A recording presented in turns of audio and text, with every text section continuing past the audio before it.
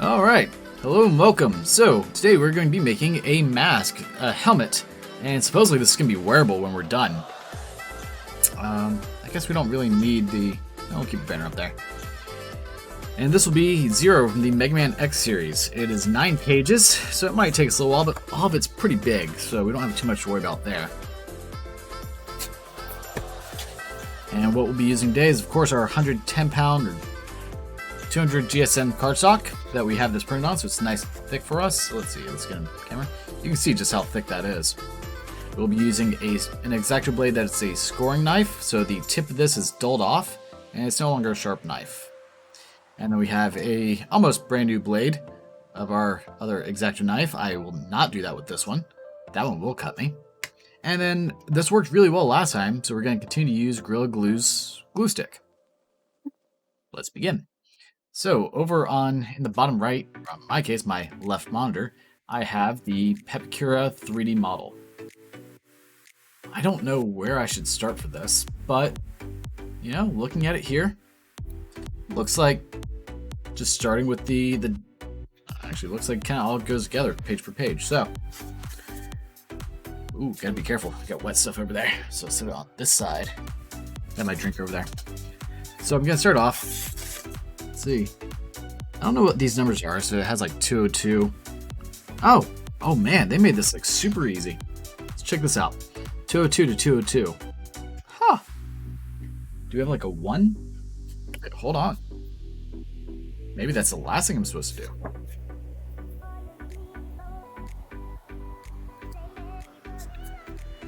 Well, I don't think there's any order. Oh, well, maybe. We got like 13. 2. So this is, I've never had numbers before with any of these models. Got a weird green spot there.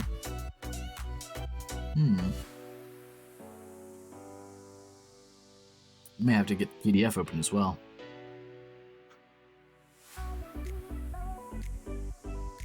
I'm trying to find 1. So I see 3. I mean, honestly, I don't think there's going to be much of a rhyme or reason for how I do this. 4. Well, that's cool. Okay, anyway, we're going to start with the diamond. Okay, so I always like to start off with pre-scoring all my lines. For me, it just makes it a little bit easier after I go to cut everything out. So, let's start off with scoring some lines. So we have 2 different types of folds. We obviously have our primary fold here, but we also have valley folds and mountain folds, which on this, these are all mountains. Hi, Ez. We have a puppy. Can't see him on camera though. So we have mountain folds, and then let's see, we have a valley fold somewhere around here. None of these. Looks like our first valley fold will be on the next sheet. That's it. So, mountain, valley, you can tell by the extra dotted line. I don't know if you can see that on camera. Looks like you can. So, let's go ahead and start our scoring. Get all my dust and everything here first. Okay. And so we shouldn't have that we had their last Papercraft stream of the GoPro cutting out or anything else, so.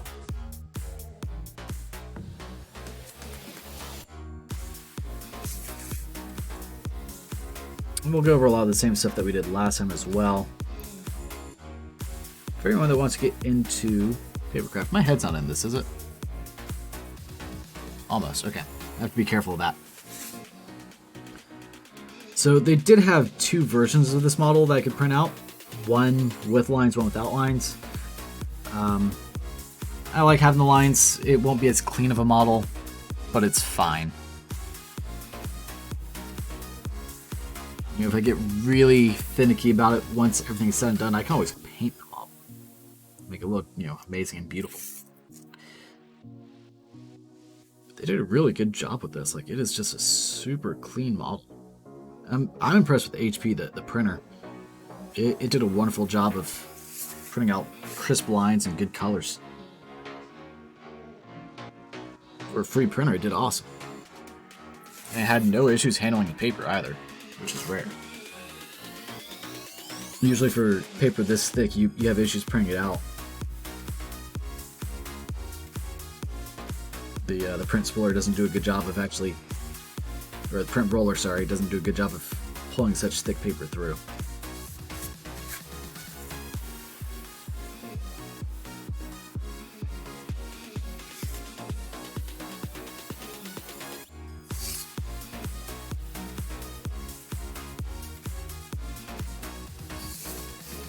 So all we're doing is we're just going to start off scoring all the lines on this sheet. We'll just do a sheet at a time, cut them out. If I want to be kind of crazy, I could go ahead and score it all, cut it all, and then start to assemble.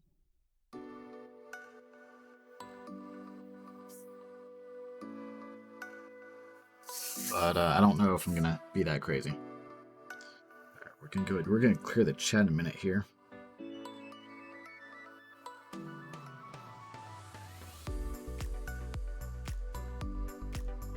Hey, Sai, how's it going? Let's see. How do I clear chat on...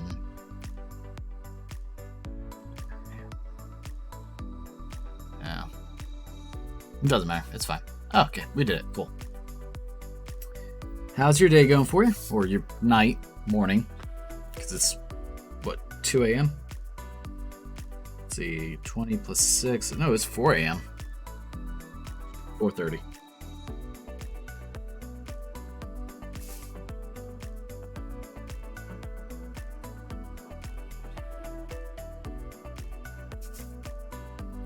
Oh, 2 a.m.? How did I... 8:20. Oh, God, yeah, I'm bad at math. Cool. Yeah. For whatever reason, I only went to 2200 and not 2400. So, you know, math, it's hard. Hopefully the audio on the stream is a good bit better than the last few. I did a pre-stream test and it seemed fine, but you know, it means nothing once you actually get on stream.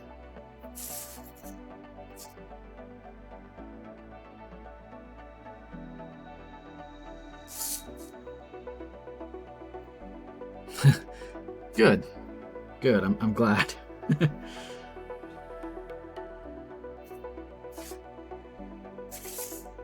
So, I was thinking about putting the other Papercraft stream on YouTube, but there's just so many technical difficulties with it. I don't think we're gonna do that.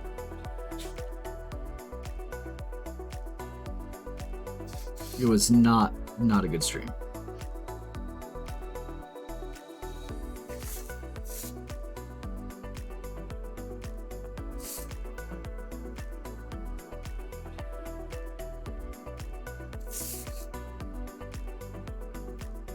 I mean, I had fun with the stream. It was just the quality was absolute garbage.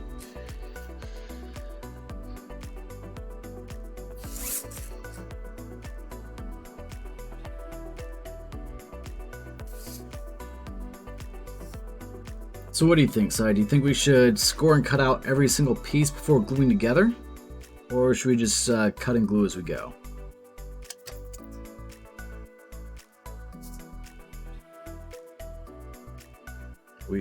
If we do score and cut everything first, of course, that becomes a very boring stream for the first, like, hour and a half, 2 hours, depending on how long it takes. And then exciting near the end is you get to see everything come together quickly.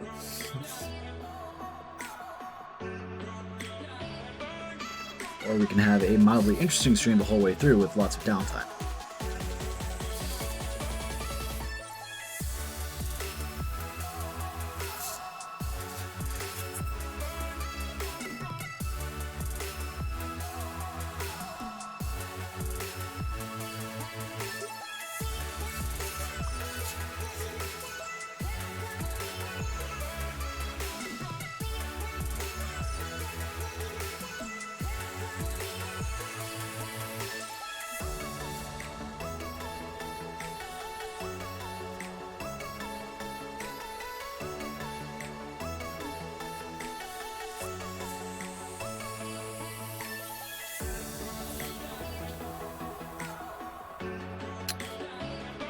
Cut and go kind of person? Nice, so we cut and go then. So just to touch upon the same information I did for the last Papercraft stream. The method used for cutting and scoring. So if you try to use your wrist to move the blade to try and cut, it is very difficult to get a straight line. Like, okay, well I say I actually did it. Anyway, I've cut a lot of paper in my life. I also have a dog in my foot now. But if you use your wrist to pull in, a lot of times the blade will turn and not cut a straight line. Like, okay, I'm trying to get one that actually messes up, but whatever.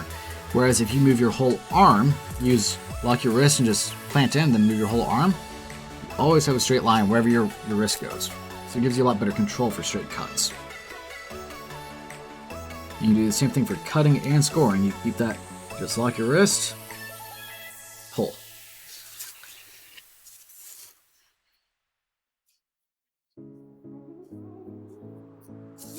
So you'll probably see me move my whole arm just to do some of these cuts. Like here, turn, bring it on in. Some people don't turn the paper. I cannot get good cuts if I don't turn the paper.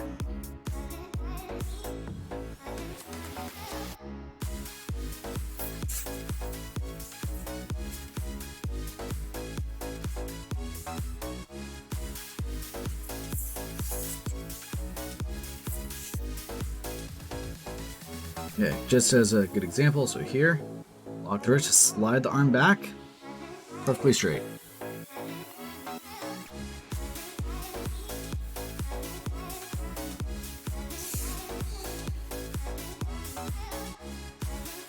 The only time that I ever really pull my wrist is for these like tiny cuts where it doesn't matter.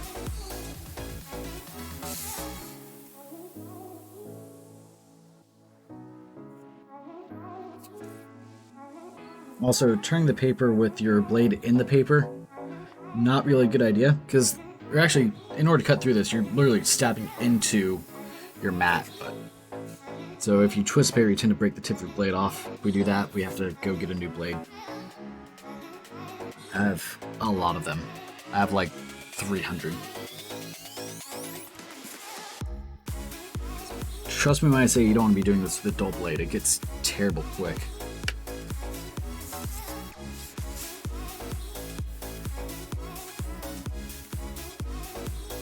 So my goal is to build the whole helmet in one stream. We'll see if that happens.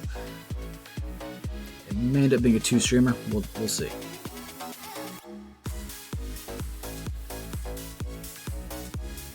Thinking a 9-page large model like this shouldn't take more than a couple hours, but I could be wrong.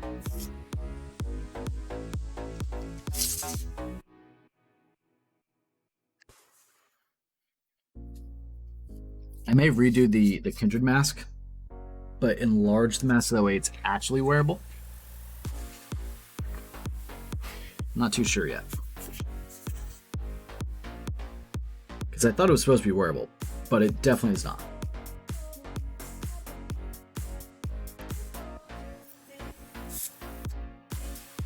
No, just scratch my desk.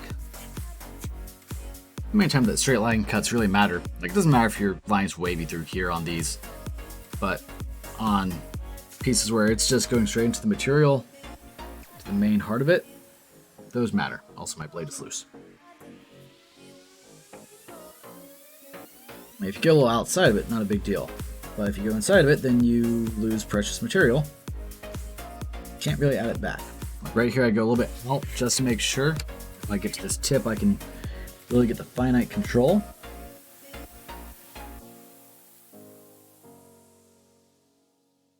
Just to really shave it down. Yeah. And now, that's perfect right there.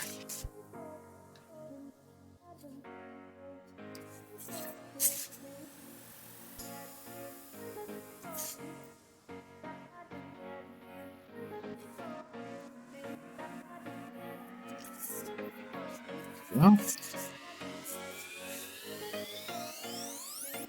if I can make a mask that's like fully wearable, or a helmet that's fully wearable, I could actually turn it into a not paper mask or helmet. I could turn it into either foam or fiberglass or whatever I wanted to make it out of, or even use it as a template for wood. Make a much better mask.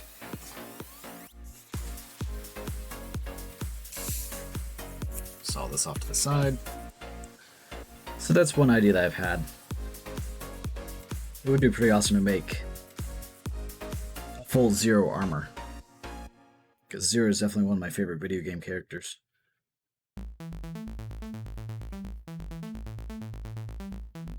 I actually have the templates for X1 through 4 for his helmets too. I figured I would start with Zero.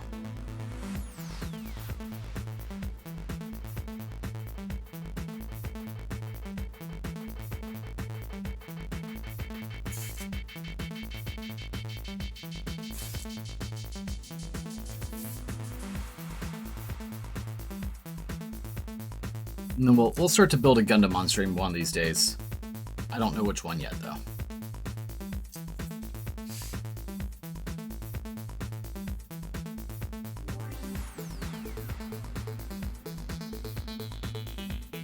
I would kind of like to do the 5-foot, 6-foot unicorn. Is just, oh man, that thing is huge. As I was saying in my last stream, I'd probably have to hang my GoPro from the ceiling to be able to do that properly.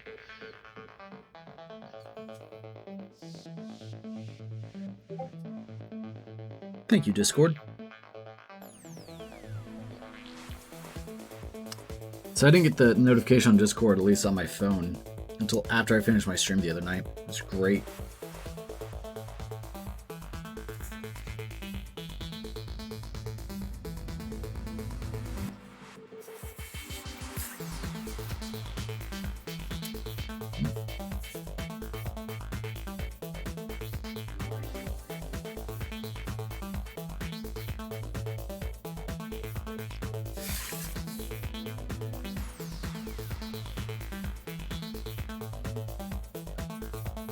I know I haven't really been on much lately. I just haven't been in much of a gaming mood. That's why I kind of played some 20XX. It's a just relaxing, brainless game for me.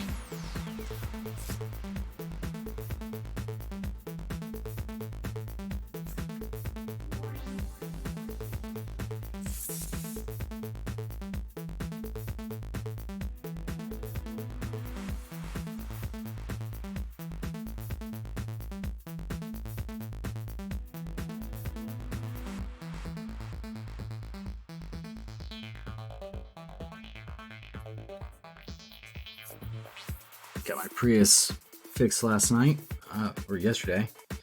It's just, I mean, it's not really used a whole lot because I bought it as a secondary car. And apparently the 12-volt battery in it decided it was not going to be good anymore. So I had to replace the battery.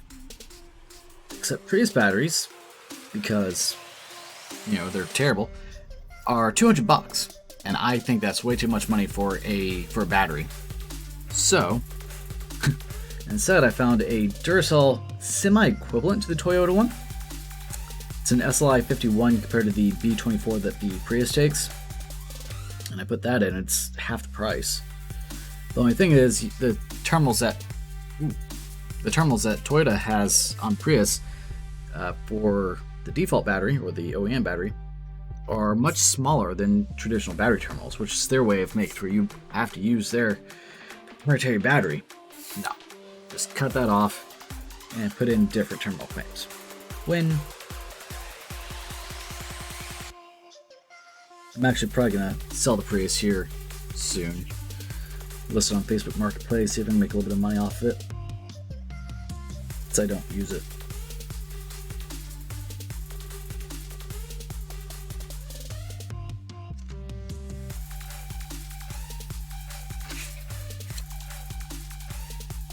That way it's not just sitting in my yard. If I end up needing another car in the future, I'll just buy another one. Also, I didn't really like the Prius as much as I was hoping. I mean, it's not a bad car by any stretch of the imagination, it's just meh to me. I mean, yes, the Tesla's a notably nicer car, but I've been in a lot of very, very crappy cars over the years. Most of my Miatas, actually, and I still love those things. But I was kind of expecting more of like a almost electric car experience, not just a kind of crappy Corolla experience, I guess.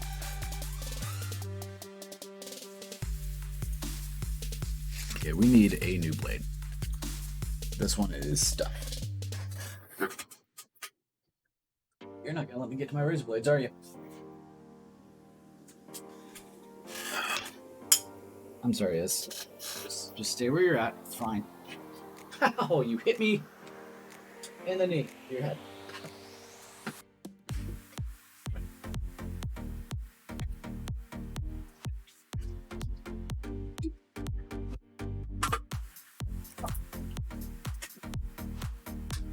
Okay.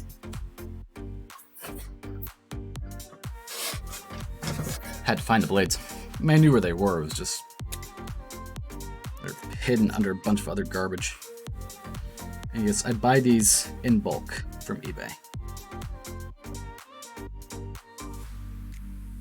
I can tell by how hard I'm pressing to cut through this that this blade is worn. Now, most people would feel this blade like worn out. The thing still feels like it's brand new. Yeah, when you're trying to cut through, like I've literally ground off the tip of this. I don't know if you can see it cutting through. So yeah, like you kill some blades, that's for sure.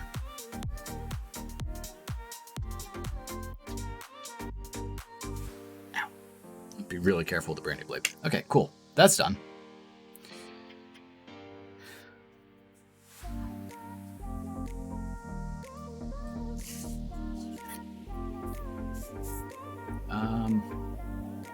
Oh, that is a... Okay, anyway. So let's grab our blade. Let's start to pre-fold. You know,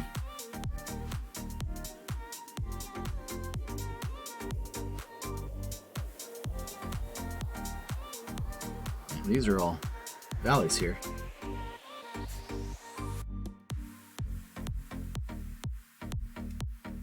My goal is to keep this all on camera, unlike with my last stream. Anytime I went to fold or glue anything, I pulled it to me.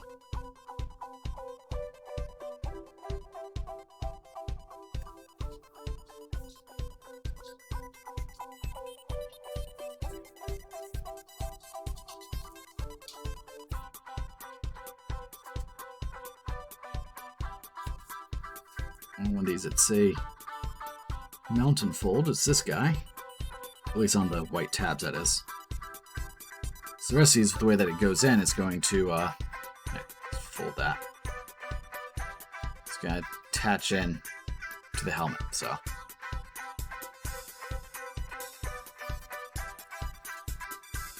if I were to do this model without the lines, I would have to use a ruler to make sure I get straight lines.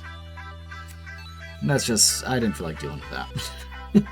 So we're doing the model with the lines. Okay, so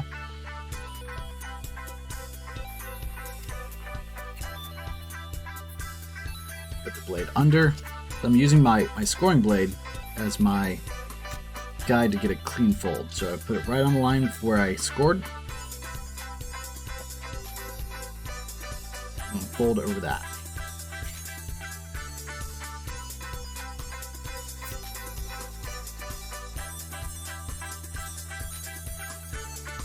Damn it, I'm doing it again. Oh, what'd they do? It's never good to have to report someone, but you know. People are being jerks.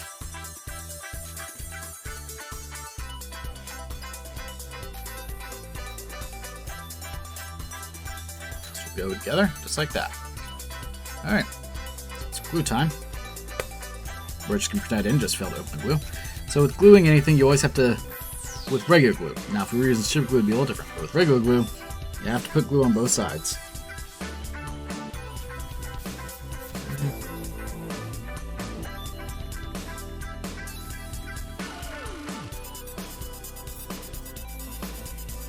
Together.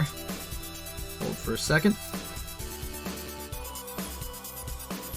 AFK outside the fights. Oh.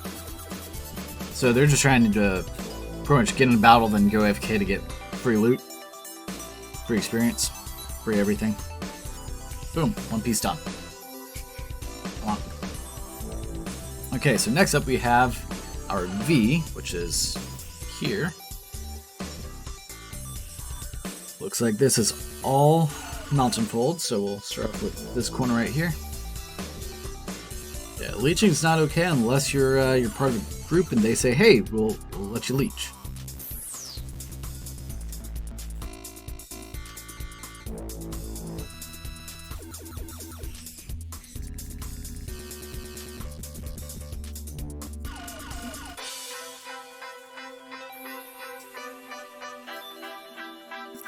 And I'm going to just go out on a limb and say, you are not part of the groups that said that. That's okay.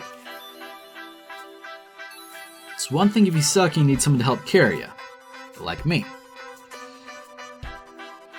It's another to just get in, go AFK, and just like, yeah, you guys got this. You gotta make an attempt. Even if you suck, you still gotta make an attempt.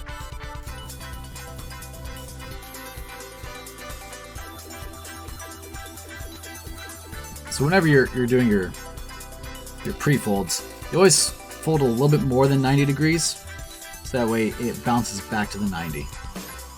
And then you can always adjust from there what you need it to be. So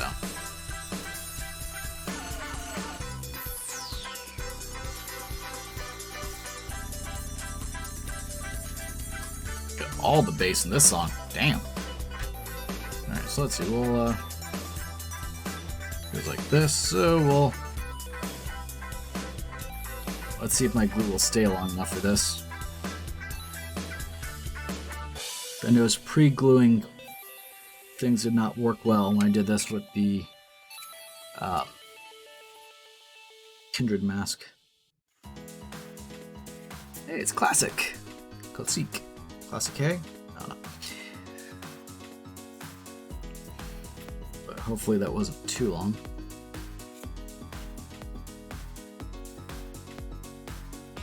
Doing it again, I'm pulling it away from camera.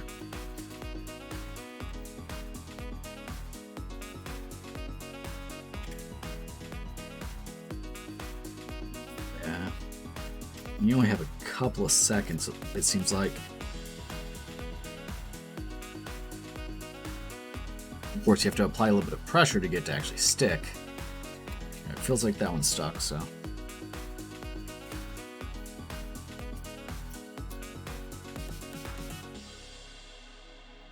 How's that look on the back? Yeah, that's not really holding. So, let's put glue on. There's no precision with this at all.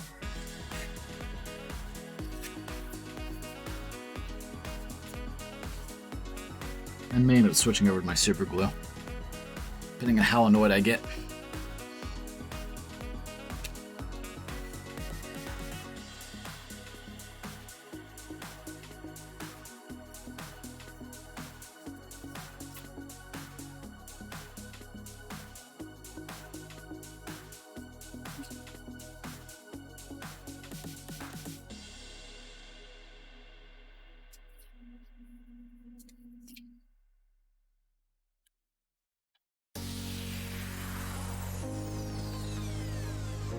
Hola, mi amigo Juan Pablo también está haciendo estoy te manda un fuerte abrazo. Hello from Argentina, I think that says. Hello. Sorry, I don't speak anything except English currently. I am learning other languages, but I am not proficient in them by any means, so I do apologize. But hello, and welcome to the stream.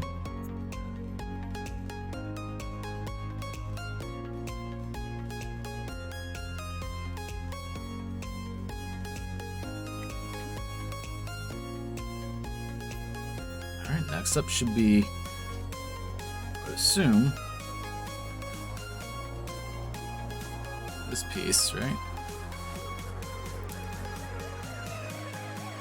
Oop, you don't. Oh god, it went too far.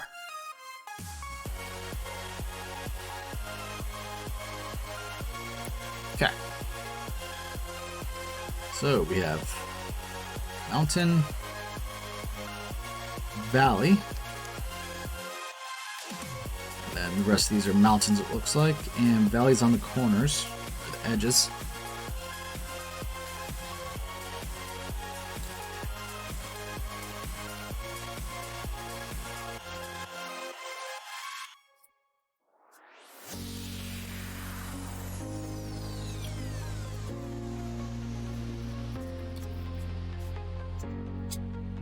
For a second there, I didn't think I scored that one. Didn't feel like I did for a second. I'd say it's really difficult to try and keep the your workpiece like centered, because I keep wanting to like bring it towards me, and I know that that's not as visible on camera. Maybe I should set up like a second camera to have like a head camera or something. Maybe that'd work out well. Goes like this, right? Yeah. Okay.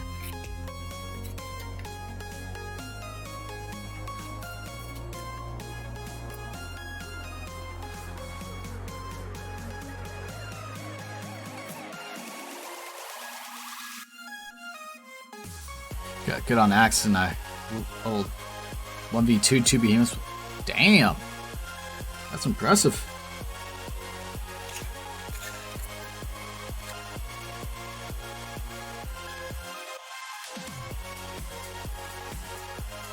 I really need to reinstall Dauntless and get back into it some. Because I enjoyed it. It was just, you know, it got repetitive, sadly.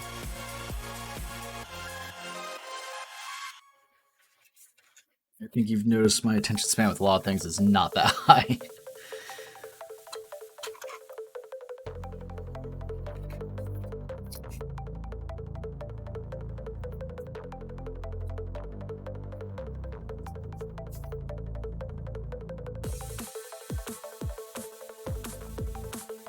You haven't seen the graphic guide I've been using? Oh, I can only imagine.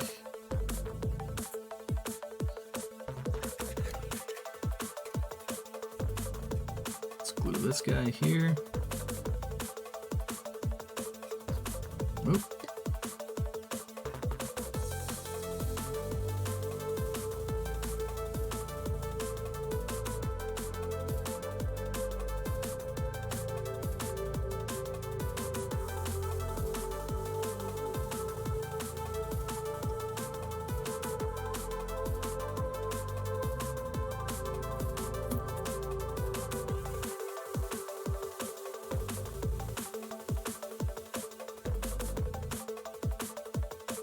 Didn't you say something like, let alone all weapons are plus 7 at least, and I still need 1,000? Jesus.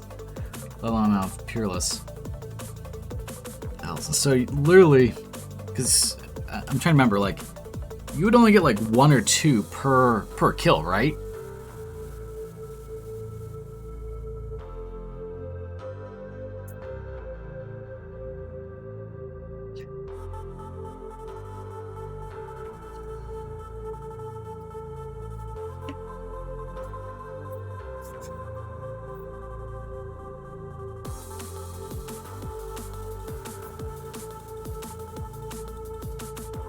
Zero to 10. Well, still. So if you have to kill, you get 1,000. Well, even if you had to get only 1,000, and you got 10 each kill, that's still 100. That's a lot of time.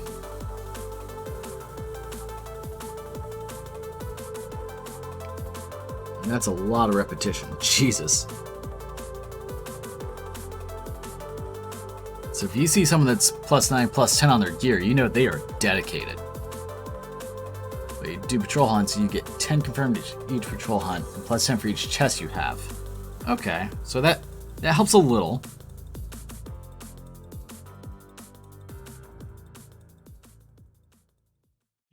Get in there. Ba-dum, bum-ba-dum, ba-da-dum.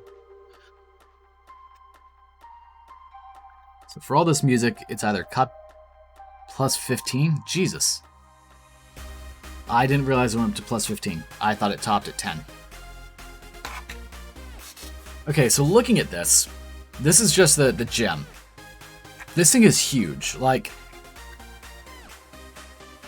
well, I mean, you've got the scale here. This is Come on. So 13 to 30, that's 17 centimeters across. That is insane. Oh, wow. I didn't realize.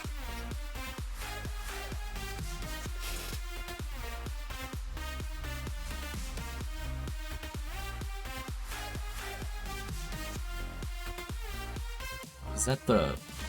Okay, I see how you do. I see.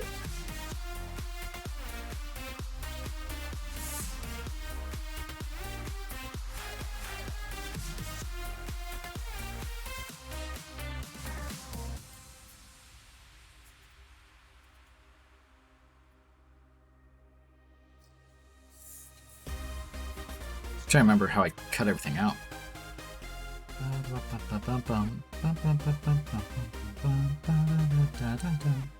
Okay. No, it goes like this. You know, I even laid everything out in a way so that way I wouldn't have this issue, and I'm still having it. It's awesome. Okay, so, like this, and then, okay, I see. Grab the right blade.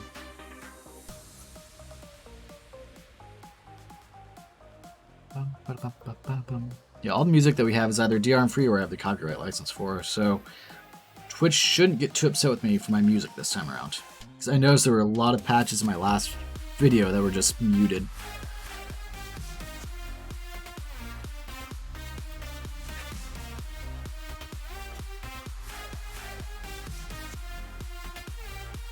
I also thought about doing this model as a smooth model, but I don't know. That's a lot of work.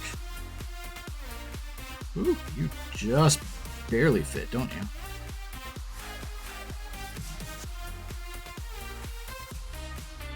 But you notice he put the taper on there. That way you can get just this piece on there. It just barely fits. Yeah, so basically VOD being muted are fine, but clips with copyright audio is bad. Logic.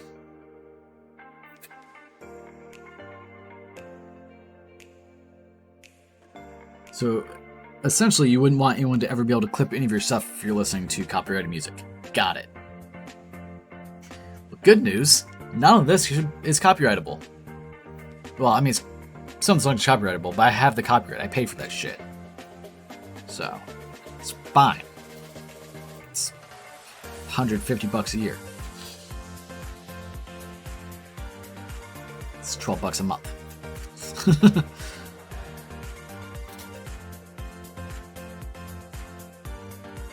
So if I do notice that any of my music gets, struck or I get anything, I get to open a dispute. Yay! Which I had to do for YouTube not too long ago.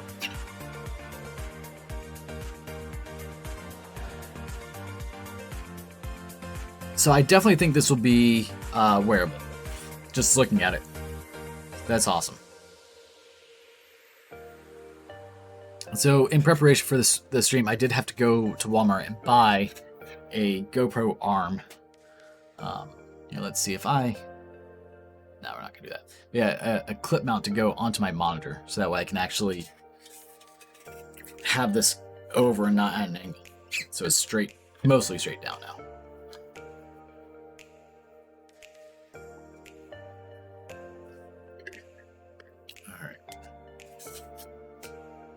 So now this piece, I would assume,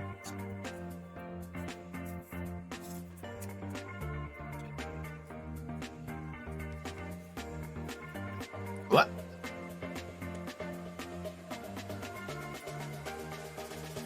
They did the same thing. Damn it, guys. Same thing the last model did. Yeah.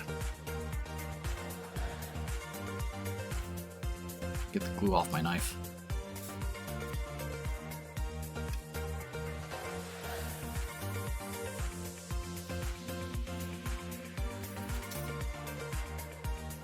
Man, I hate trying to pre-bend ones like this. These are so hard to do. But this is where having the scoring blade really helps out.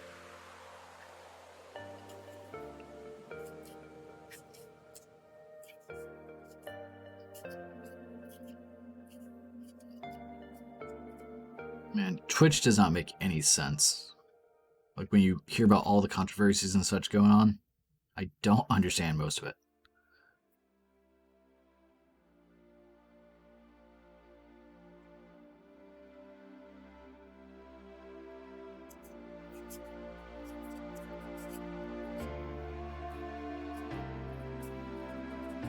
And I was reading up a little bit more on the whole affiliate program and streaming to other platform and services and all that.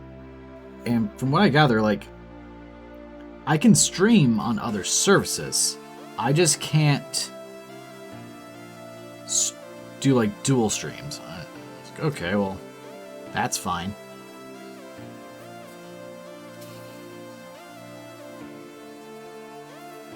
But I think right now Twitch is probably my best bet, so I'll stick with it.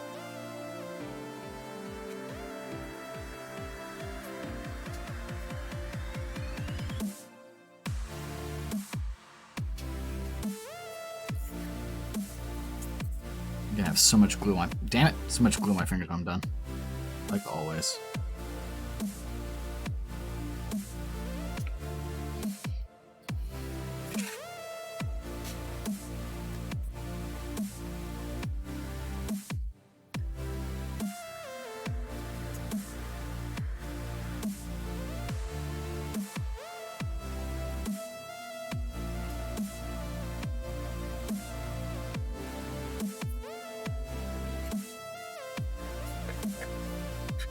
I remember back when the first time I ever tried to stream a few years ago, the girl I was seeing at the time did not approve of streaming as something that could be of any value.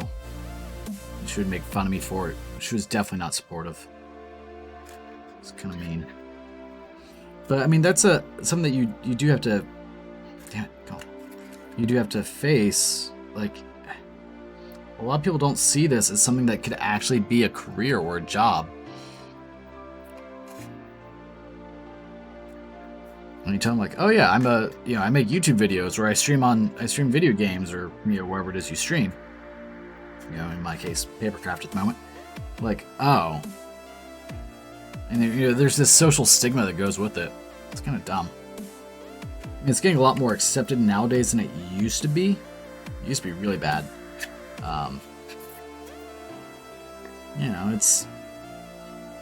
It is something that's becoming more doable, more obtainable. Be a professional gamer, a professional entity online.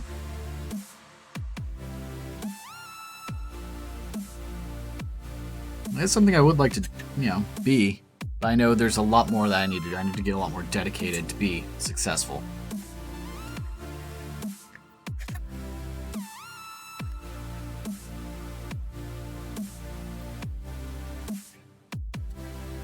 Get a full schedule out and maintain that streaming schedule. That's a big part of it.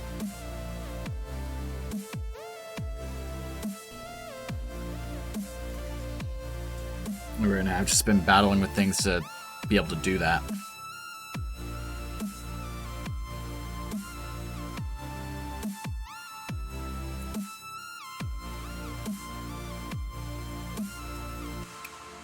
But hopefully, if my business that I'm starting starts to take off a good bit, which I have some work to do on that tonight, or maybe I'll just do it tomorrow. I'm not too sure yet. If that starts to take off, then I will have a lot more time for streaming and be in a better streaming mood, which will make it better.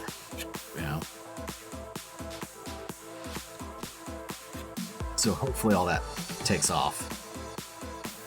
Because working 40 hours a week and then streaming for 3, 4, 5 hours after work, it takes a toll on you, man.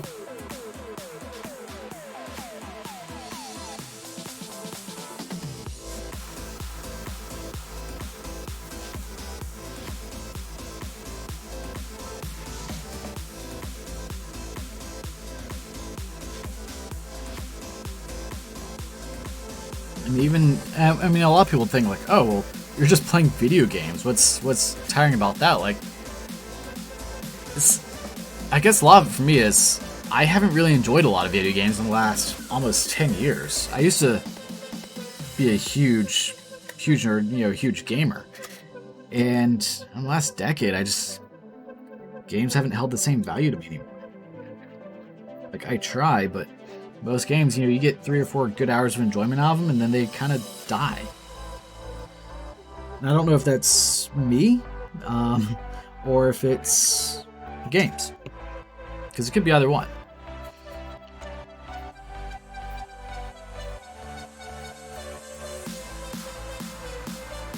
Like, and the thing is, like, I've looked up the symptoms of depression, and a lot of them fit with a lot of the ways I feel, but I don't feel like I'm depressed, per se. Oh, that's gross. I think a lot of it's just, like, coincidence for me.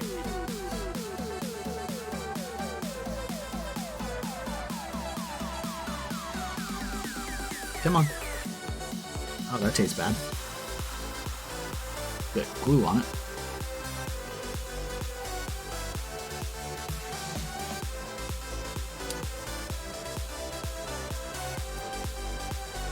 Come on.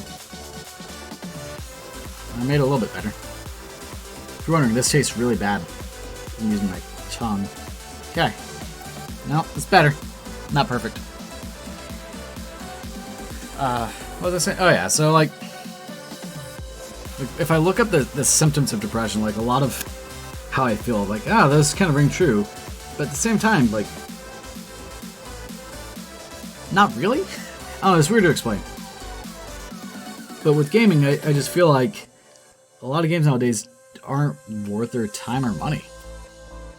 I still look back at, say, Diablo 2, which I've put a lot of hours in recently, and I've enjoyed it, like, all the way through. I had a 10-hour stream the other day, almost, or a 7-hour stream, of just Diablo 2, and I had fun. So, I don't think it's depression. I think it's just modern games are not as good as they used to be.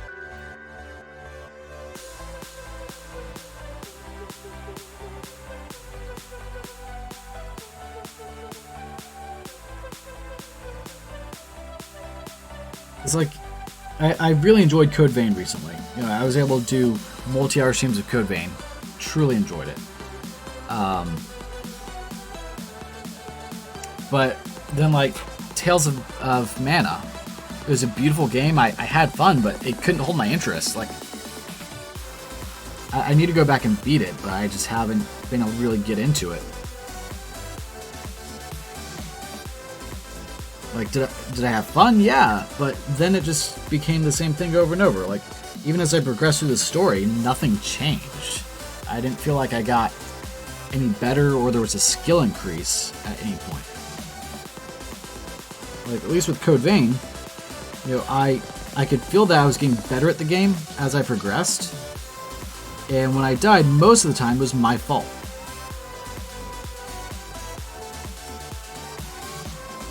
It was mentally stimulating, I guess you could say. Now, there were a couple times where, you just kind of died to bullshit, but that happens.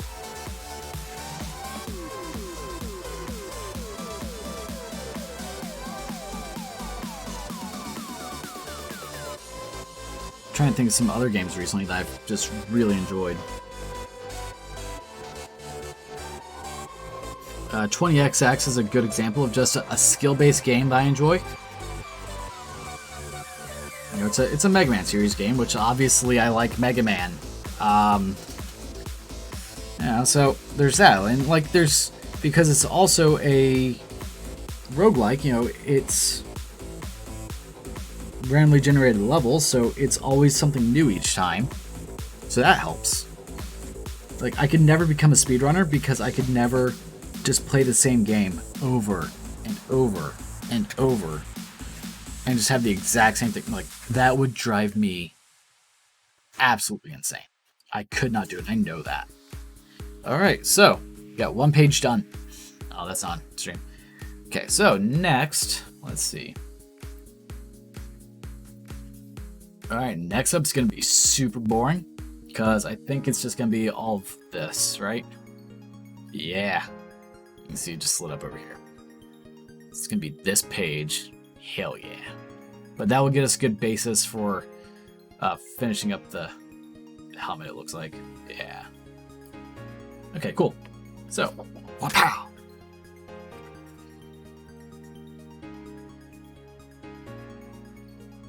God, I've gotten bit by so many ants. Oh my god. My leg itches so badly.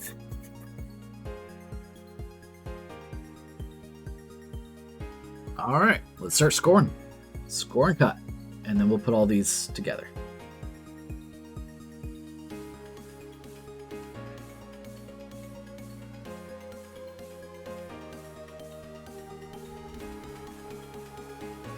I've been watching a lot of the drama unfurl for Twitch and YouTube and everything that's been going on, and it's getting crazy out there. Like, my whole goal with Twitch, besides, enjoying playing video games, is to create a community where people can be themselves, be happy, have a community that comes together, not be an abusive community, obviously, because that would completely go against everything.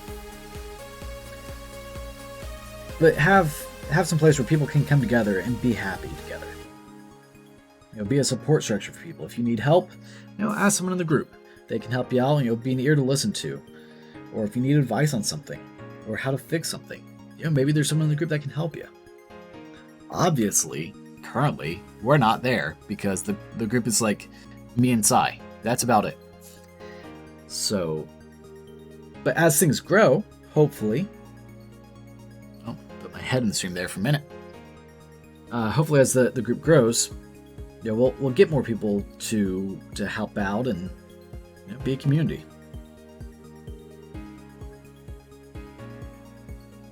Like, and even with the damn it, I'm doing it again. Even with the YouTube channel, like that's a big thing. I do a lot of how-tos, DIYs. I do that so that way, if someone needs help with something, they have someone they can reach out to.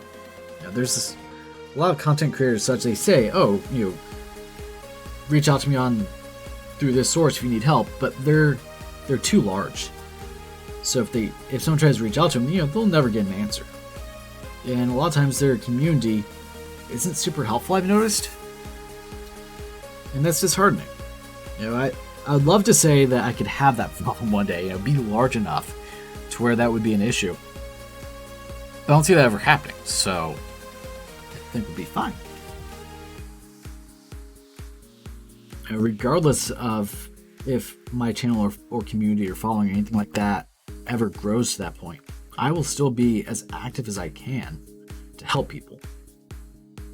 Because for good or for worse, for better or for worse, that's just kind of who I am. Did I score those? I did.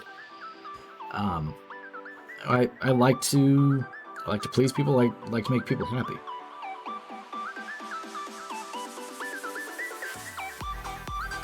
And that's actually comically something that's gotten me in trouble a lot over the years.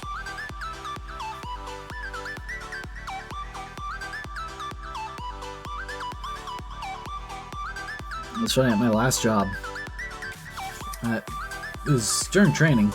One of the women I knew, or one of the women that was in the training class, she was having a lot of issues with the 3-hole punch. And so I went over and offered to help her, because, a 3-hole punch can only have a few issues. It's 3 moving parts. And who's out of the adjustment for the paper thickness was just set way too low. So whenever an offered to help her out and adjust it for her, and she damn near bit my head off because she thought I was trying to oppress her and mansplain to her. I was like, well, okay. I thought I was just trying to be nice and helpful, but I'll keep a note of that to never try to do anything to help you. God.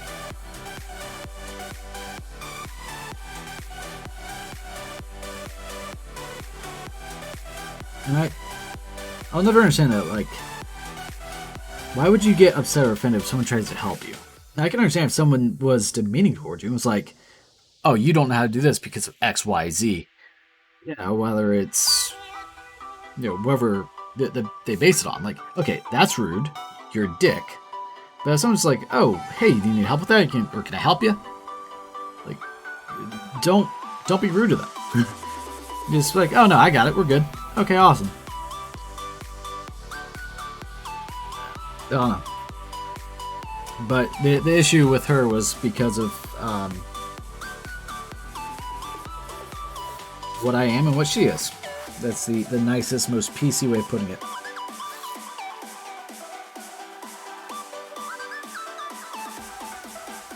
But what was really great was a few months later, I was the only one in the company, comically enough, that knew how to do a certain process and procedure that was needed for her job. And she asked her manager, and they said, oh, you have to go ask Joe. He can show you how to do it all. And because she needed it in order to be able to make her money, because she was part of the sales team, she had to come talk to me and ask my help. And it was wonderful. It was still respectful. I didn't, I wasn't demeaning or degrading towards her. But you could tell, you could see the resentment in her eyes when she had to ask me for help. And it was a personal victory in my soul.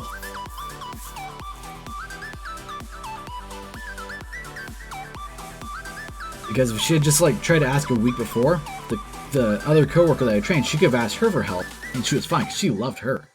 Just hated me with a burning passion. So, 10 out of 10, A+. And then I got fired from that company. And it was okay. But I was literally days from quitting, and they fired me before I could quit. It's like, okay. You realize I could now file for unemployment, right? You should have just kind of let this play itself out. I mean, I didn't because I was quitting because I had another job lined up. Yeah, I'm like, you realize you're so antsy to get rid of me that I could now just be like, never mind, I'm just going to take unemployment for 6 weeks. No. I didn't do it, but oh yeah, we have a brand new blade now. Yeah.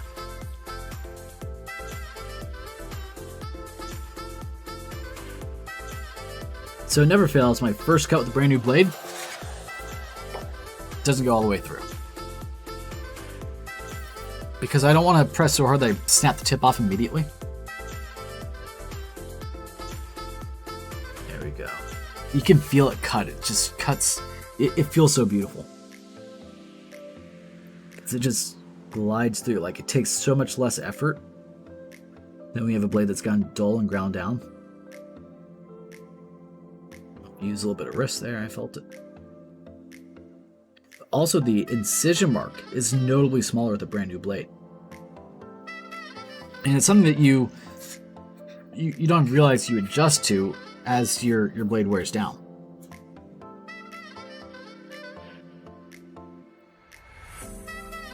Your body just automatically adjusts for the thicker cut necessary. And then you have to go to the thinner cut of a brand new blade. So you'll notice, come on, after I cut this.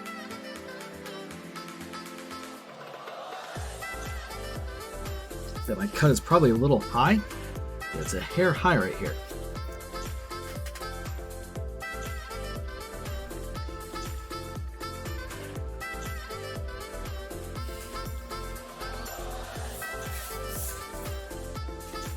But give me probably 5 or 10 cuts and I'll cut through all the way each time.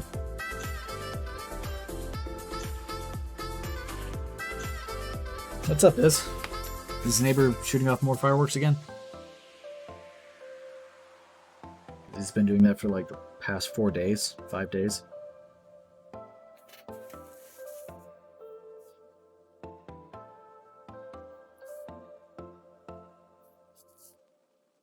I mean, for the most part, Izzion does not care too much about the fireworks, but he prefers to be close to me when they're happening. I don't know if it's a fear thing or a protection thing, because it could go either way with them. Oh, I have to protect Dad from the explosions, or hey, Dad, please hold me, I'm scared. I don't know which one it is. I mean, you can tell it's a little bit of anxiety, a tiny bit, but nothing too crazy. Not like some dogs where you feel like they lost 6 pounds from shaking so much.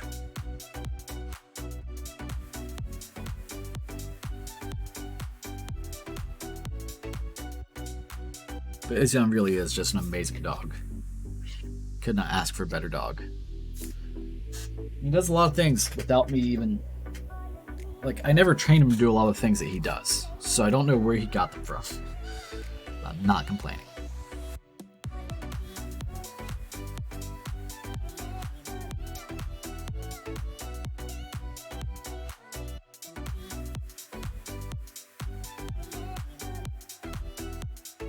I remember back at my last house when I was working outside in the heat. I want to say it was like July or August, so we're talking 100 degrees, 100% humidity, just insanely hot, muggy, humid. And I was digging a trench through clay. It was only like 6 inches down, but when you're trying to do that manually, it gets you pretty quickly. And I remember I didn't realize how exhausted I was. I almost blacked out. And I was kneeling down in the ground on the dirt. And Izyan came up and just leaned up against me and just kind of like let me lay on him for a moment to regain my strength. It's something I never could have trained him to do. He just knew like, hey, he needs me to be here to support him for a minute. And he did. It was amazing.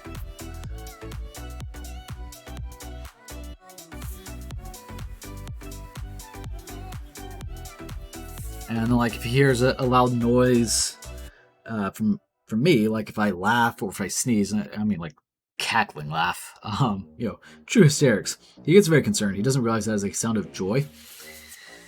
And he will come up and he will get in my face as close as possible to make sure I'm okay. Or like if I sneeze, he has to come make sure I'm okay because he heard me make a loud noise. And he doesn't know if I'm hurt or injured or whatever. Like, nah man, I just sneezed. I've been sneezing for 2 years around him. Still every day. Every time. Comes up, has to get in your face. And it's adorable.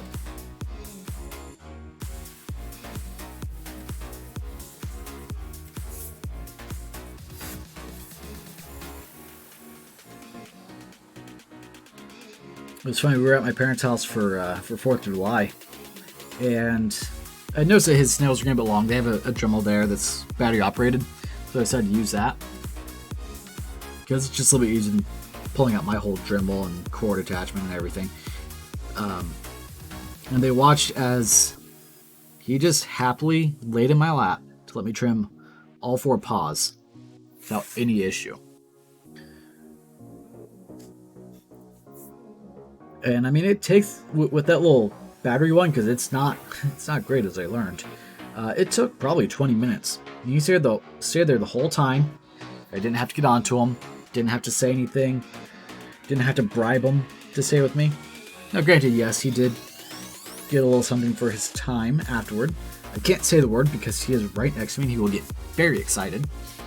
But I don't have to tell him, hey, let's do this for XYZ. Nope, he'll just, if I tell him, hey, it's time to do this, okay. Just hops right up. Like when I tell him it's bedtime, he just gets up off the couch with me or whatever we're doing and heads straight to the bedroom. And gets up on bed with me and just cuddles.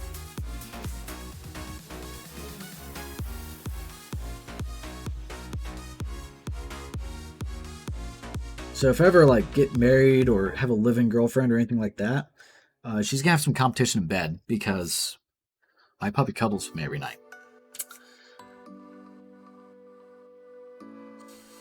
And he will stay in the bed. Like, if I were to ever be with someone and they're like, oh, sorry, the dog can't sleep in the bed. Sorry, you gotta go. Nah, he stays. He's only got, maybe 10 years on this planet. I'm gonna make sure he's comfortable and happy for that whole time. You can suffer with dog hair in the bed, sorry.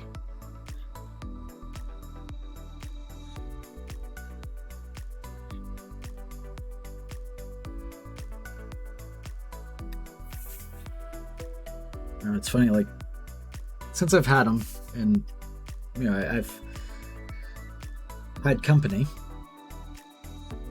it's funny, because, like, we'll wake up in the middle of the night, I fall asleep cuddling her, and then I wake up and I'm cuddling my dog, cuddling Izyan. And usually I get a remark in the morning like, I really appreciate that you cuddle the dog more than me. Like, that's what I'm used to, sorry. Jeez. Whoops. I don't mean to. I just kind of wake up and there's a dog there.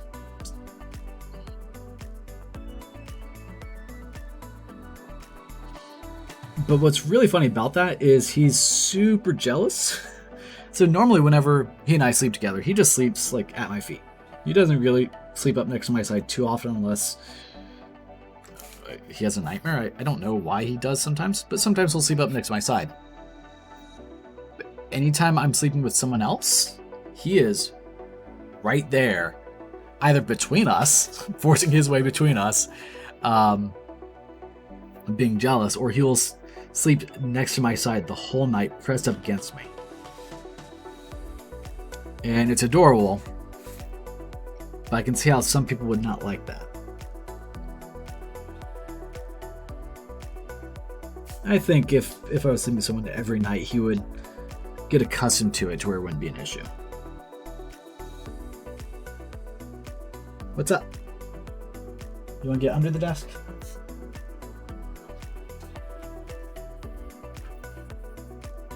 You need a bath. You smell bad.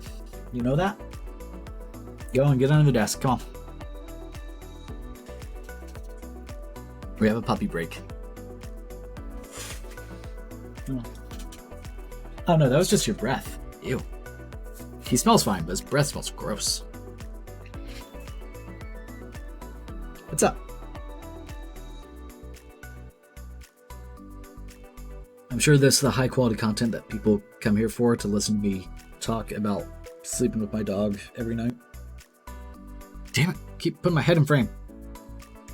No, you're under the desk now. Hi, come here. Hi. Let's we have Puppy on stream now. Hi. He has decided that he is going to be here. You know, I'm supposed to be streaming and cutting paper with a razor blade. Your head is in the way. Thank you. Okay, anyway. We had a visit from the puppy.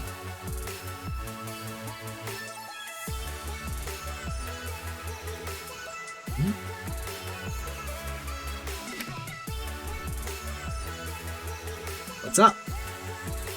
Lay down. You don't need to be in my lap right now.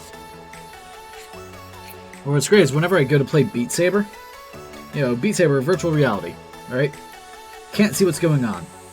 He will either lay on the headset cord, which is terrible, or he will lay on my feet while playing Beat Saber, which is really bad because, you know, you're supposed to move a lot. Nah, not with 70 pounds of fluff laying on you. Not gonna happen. And oh my god, do you get hot quick. Because you're moving around doing everything, your feet can't breathe because it's got 70 pounds of fur on it.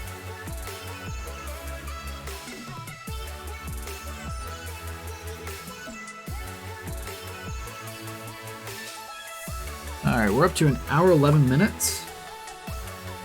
So it's looking like we might not do this in one stream. This may be a two-part stream. Ouch! Just poked myself with the damn knife. Woo! That didn't feel good. Because, once again, brand new razor blade. So, if you're wondering, how many times has he managed to cut himself with a razor blade doing Papercraft? The answer to that question is once. And it was pretty bad. So, most of my Papercraft time has not been done at my house. Most of it's been done while I was working for a company, which required me to be in the office. And I worked overnight, so there was no, like, nurse's office or health office, because the company did have a health office, like, on site. If you cut yourself or had minor injuries or whatever, you know, you could go there. They would give you a band-aid or give you butterfly stitches even, or give you pain medicine, whatever. But overnight, the clinic wasn't open. Well, I worked overnight, 10 p.m. to 2 a.m. or 10 p.m. to 7 a.m. And yeah, I cut myself almost down to the bone once. I don't remember what happened, but I remember it was a brand new blade. I did something remember what happened, but I remember it was. Let's see. Do we still have the scar from it? Which finger was it? No, we don't have the scar anymore. I think it was this finger, but I mean, it went, and there was so much blood. Oh my god! And all I had was some paper towels, and I looked in my bag and thankfully had some electrical tape. So I had electrical tape the wound closed, and put super glue on it to hold it shut. It was bad. Because I don't know if you've ever like deeply cut your finger. It bleeds so much.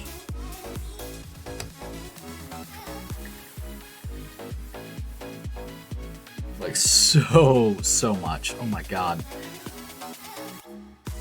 We had a huge mess. I'm pretty sure to this day my blood is still somewhere around that cubicle desk.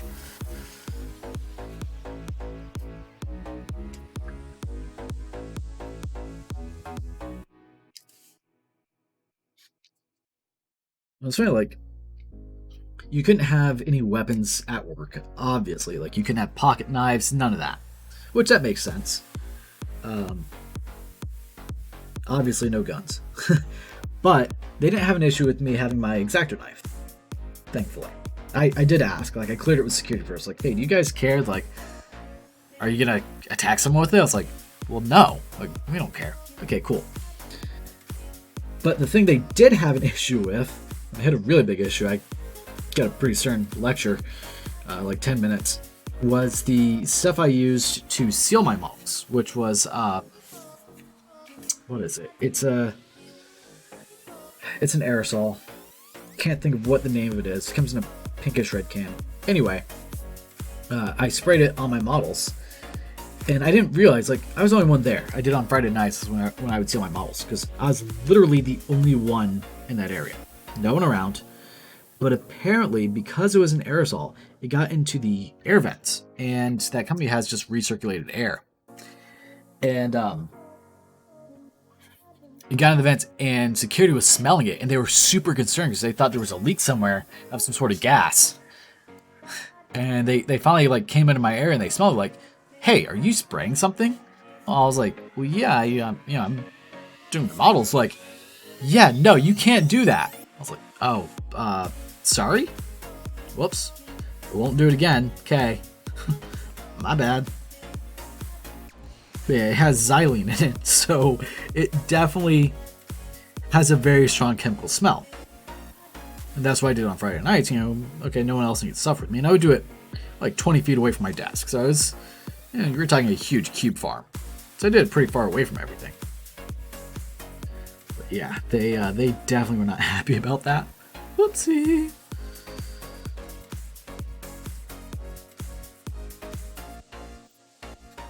I honestly don't know if I'd want to do this as a smooth model. Because Zero's armor is very blocky, typically.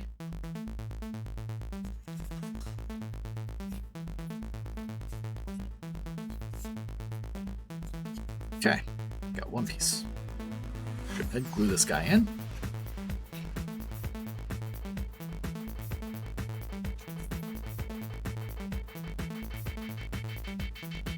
Why are you so hard to, like, this thing is super slick. Does not make sense.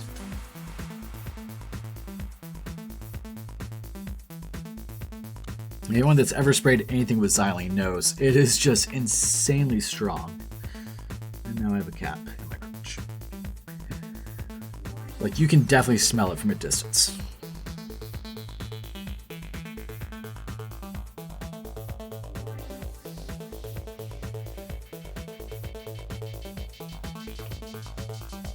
June 6th, cutting mats from China. So I got this cutting mat off of Wish, and it actually works pretty awesome. Happy with it.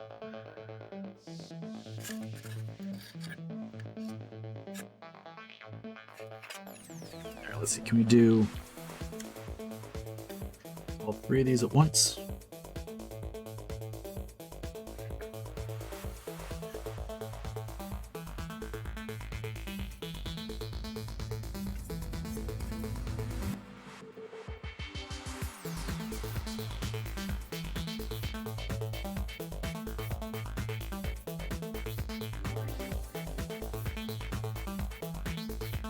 There we go.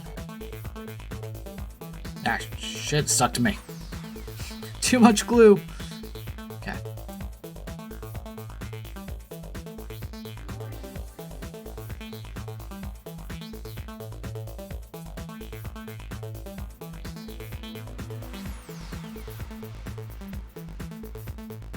So we just fold that back more. This kind of reminds me of the music from Super Monkey Ball, but I was watching a speed run from AGDQ 2020 of Super Monkey Ball, and I'm always so impressed by Super Monkey Ball runs. Like, the skill level is so damn high. It's insane.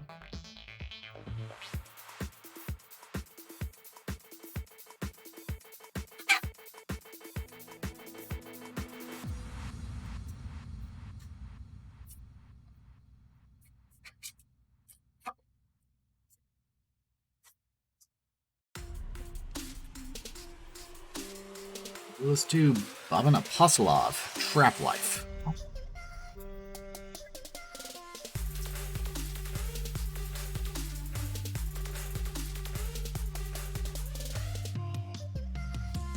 Lines also help just make sure everything is fully lined up here, which is nice.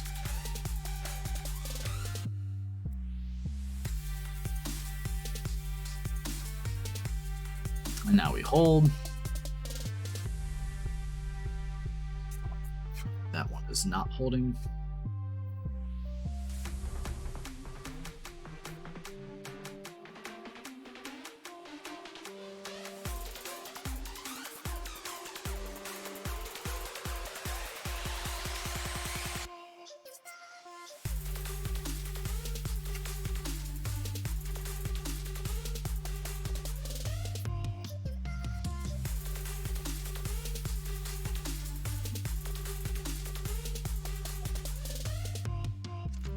I was really hoping that the glue stick would work better.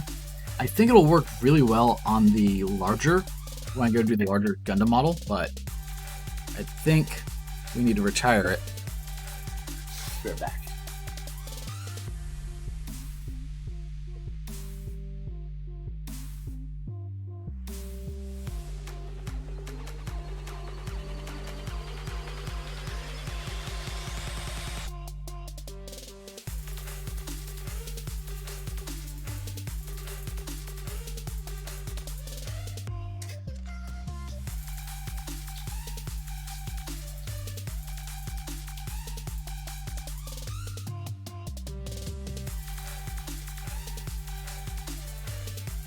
Okay, so never mind.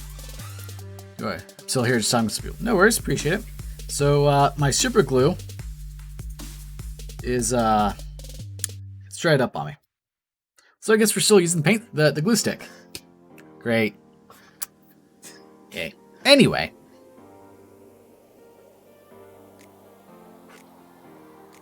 All right, I was about to try and use the wrong piece. Okay. Boom.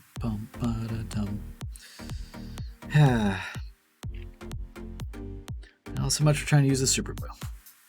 That's the only downside of the super glue is, like, if you're not doing Papercraft every single day and actively using it, you're going to waste your $5, which is what happened there, because that's still a mostly full thing of super glue.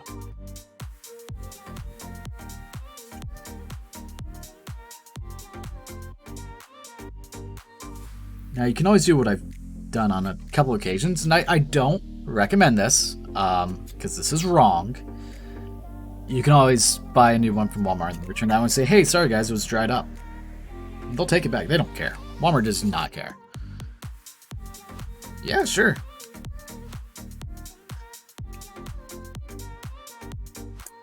I mean, I'm sure people wouldn't object if I added some new music to the list here, you know? Instead of the same, like, 10 songs. Forest has an album called Warm. Okay. I'll have to take a look at it a little bit later. Is it similar to this music style? You know, kind of synthy, trap type music?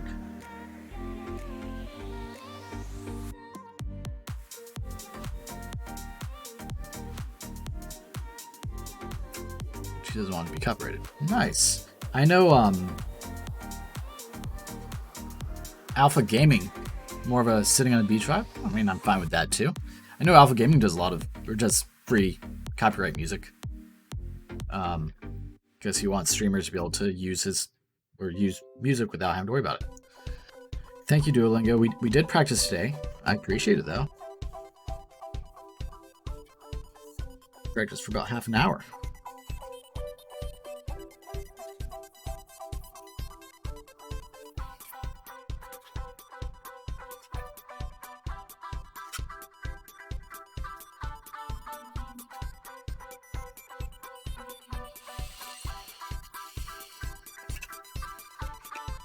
Like, whenever this stuff holds, like, it holds awesome. It's just...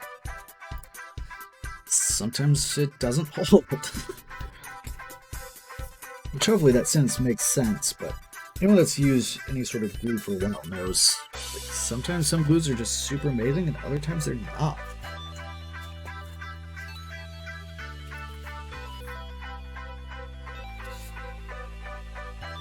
Like, once it does finally hold, it's done. Like, you are... well, that's where you wanted it, because you have to cut it off now.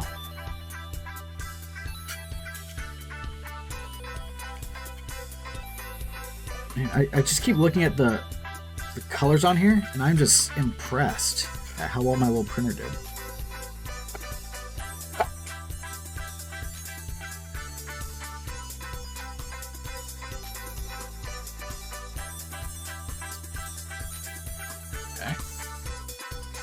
I kind of feel like it's supposed to go back a bit more.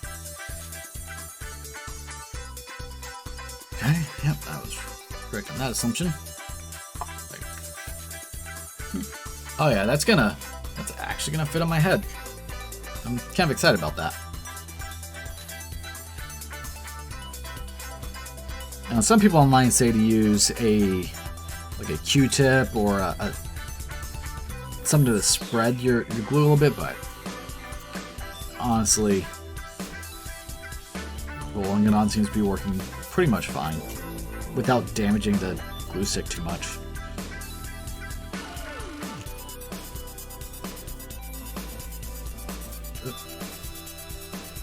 Made those scores a little too deep, but that's okay.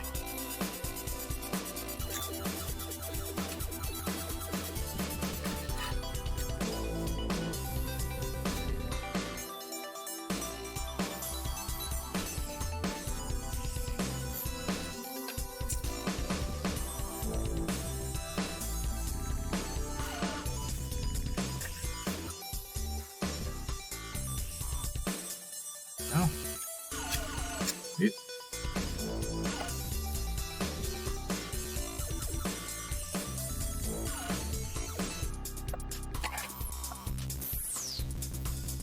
Okay, glue my finger.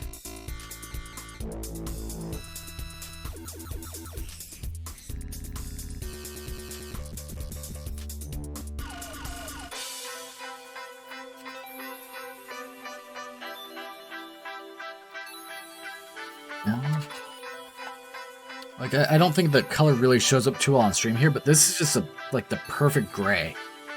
Like, it matches the 3D model image perfectly. So I'm really impressed by it. Here, we'll do this. This guy. Ow. That hurts. Use this. We're not going to ask why it's chipped. I don't know.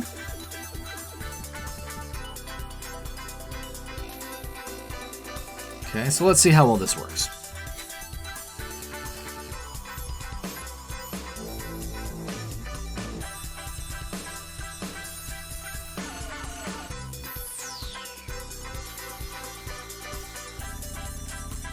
Okay, that actually worked kind of decently. So we may do that more.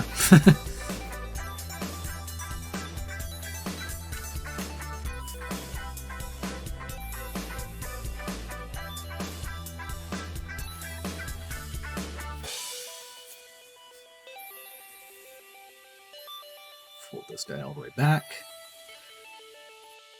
Okay, so maybe I was just being...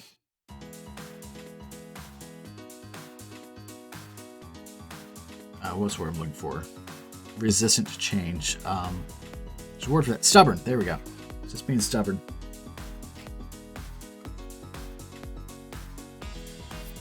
Okay, so now this time it's not working too well.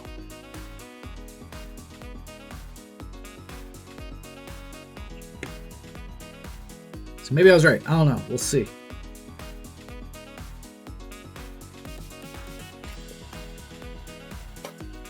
It is Gorilla All-Purpose Glue Stick. Or are you talking about the black thing? This is from an iPhone repair kit. It's meant to pry up like small attachments and such from your phone repair. Like the damn it, I'm glued to it again. So for example, the little black clips that you have to press those in. Okay, we need to do something about this here real quick.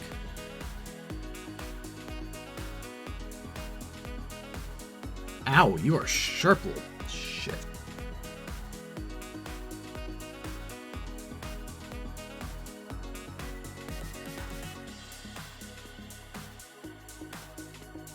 No, it's like a little spudger. There we go. Maybe that'll help.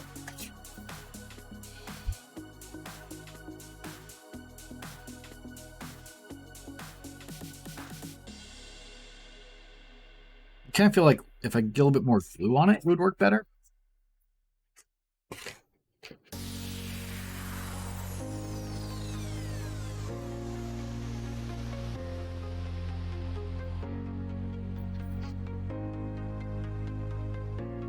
It's like I ran out of glue there.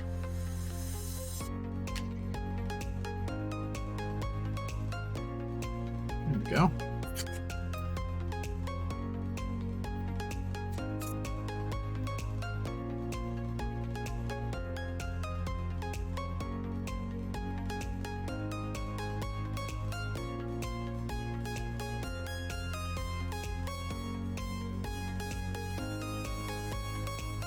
Hold that there. Acrylic mask.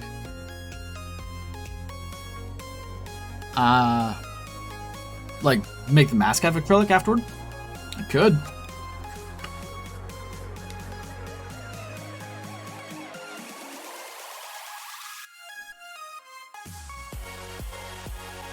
There are ways.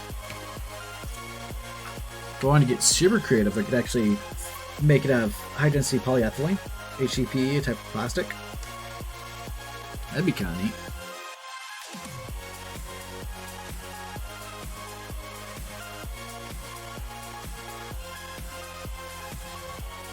But what I've seen a lot of people do is they'll make a Papercraft mask, so that way they have the proper shape, and they will use it as a mold to make it out of foam or make it out of what's the word I'm looking for? Where you use paper. Like wet paper to mold something. What is that called? Can't think of the name. But they'll use that they'll use the Papercraft as their template for it. Paper mache, there we go. And then they'll paper mache over it to make an actual piece of armor or whatever it is they're doing.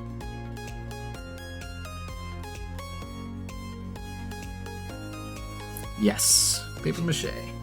Where you just wet like tissue paper and use that as your to create a hard base, and then it becomes paintable and sandable.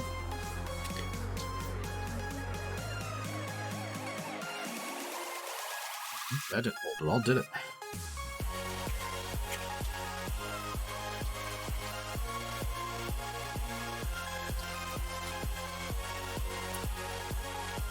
They just buy some tissue paper, or some people will use toilet paper to do it, which is weird, but whatever.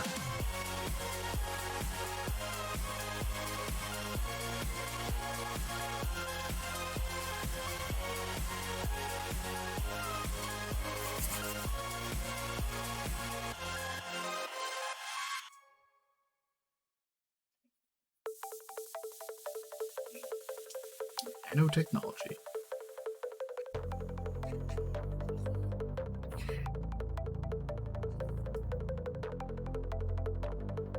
I need that glue. Get off there. does seem like I'm putting it on a little too thick with this little spudger tool.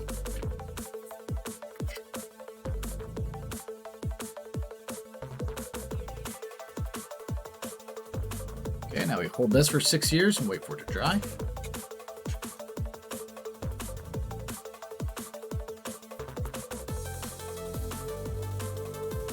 Time's at 9:45.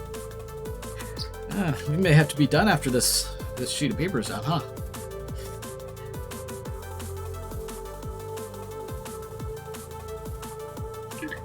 I was thinking with the size of these pieces, this would not take that long. But apparently I'm wrong. It's taking its sweet time.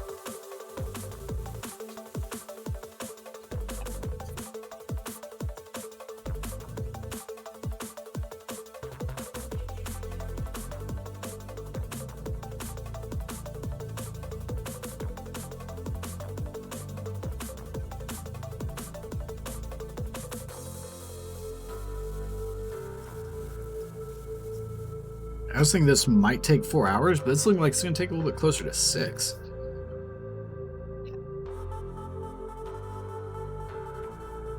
I mean, a lot of the rest of it is kind of bigger stuff, so the big stuff obviously does not take nearly as long.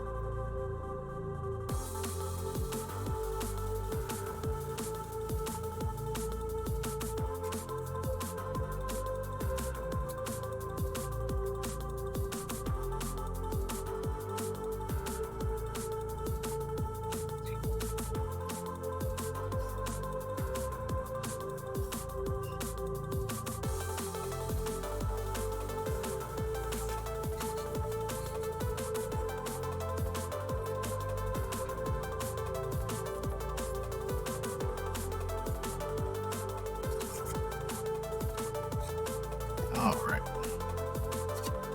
I do like how this is coming along though. Like, I've had this model saved on my computer for 4 years now. So, like, I've been wanting to do it, I just haven't taken the time to do it. So I'm glad that Twitch now offers me this opportunity to be able to make Papercraft on stream, which means I have time to do it. I will admit, I use Twitch for a lot of my excuses to do things I don't typically have time to do. Because I do dedicate, certain parts of my day to streaming on Twitch. So, okay, for these hours, I'll be streaming. So, if I have it planned, then, I can do whatever's necessary during that time. So, in this case, usually it's video games. It's my time to actually get in my video gaming, but current instance, it's Papercraft.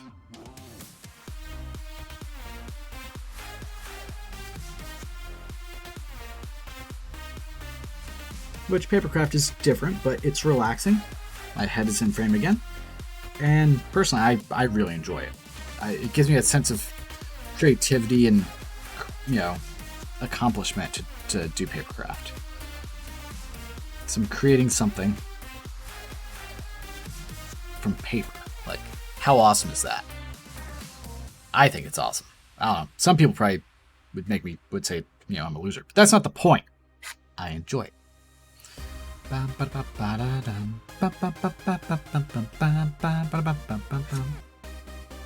that gosh, already stuck.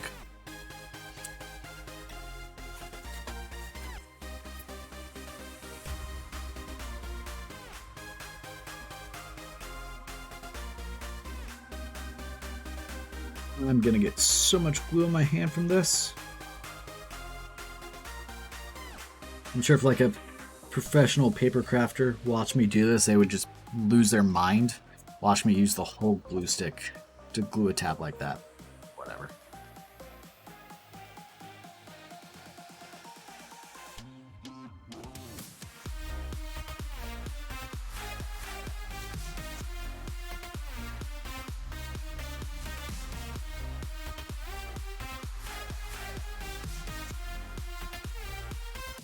Alright, so we have an issue right here.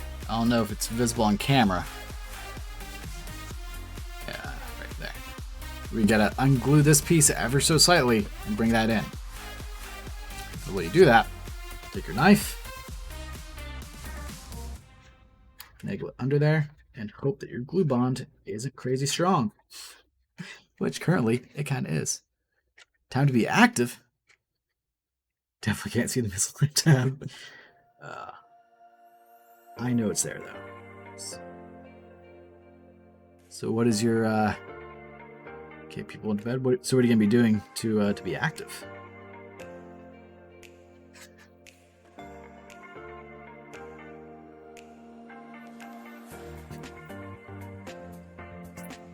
Gotta undo this one too. So you literally just very carefully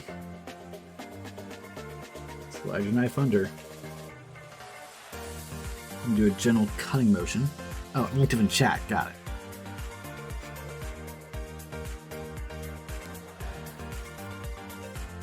So that wasn't too bad to do with this grill. When you're using super glue, that is a nightmare. I'm curious, is the glue still wet enough that I can just do this and not have to worry about it? Got a little bulge right there, so this side.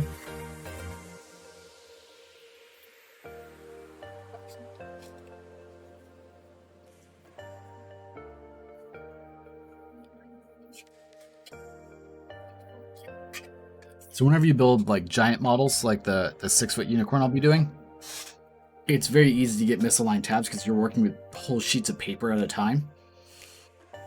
And God help you when you have to cut those apart. I had a couple that I just said screw and I just reprinted the page because I was like, no, we're not gonna try and fix that. We're good. Okay, there. Oh, that was easy. Okay, pop the back. Oh. That kind of hurt. A lot of good pops, though.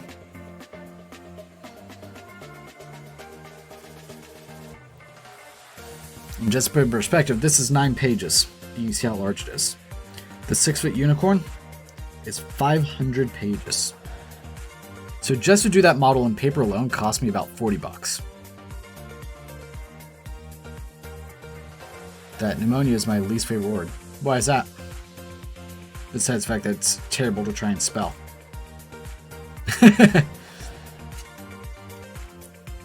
Pronounce the P. So do you do the same thing with psoriasis?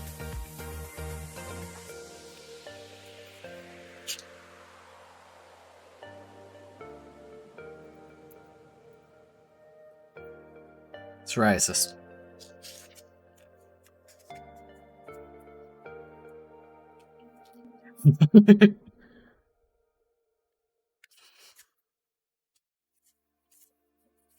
Secret. Really? Main reason I know is it runs in my family. So my brother has it a little bit. My father has it. So far, I'm lucky and I have not gotten it. But it is definitely something that runs in my family.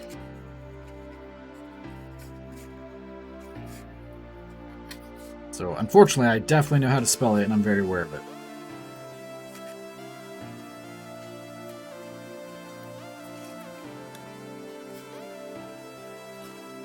It's pretty terrible.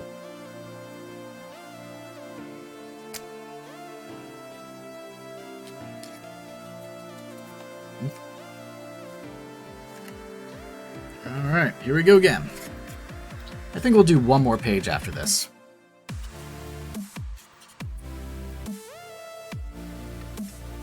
Hands.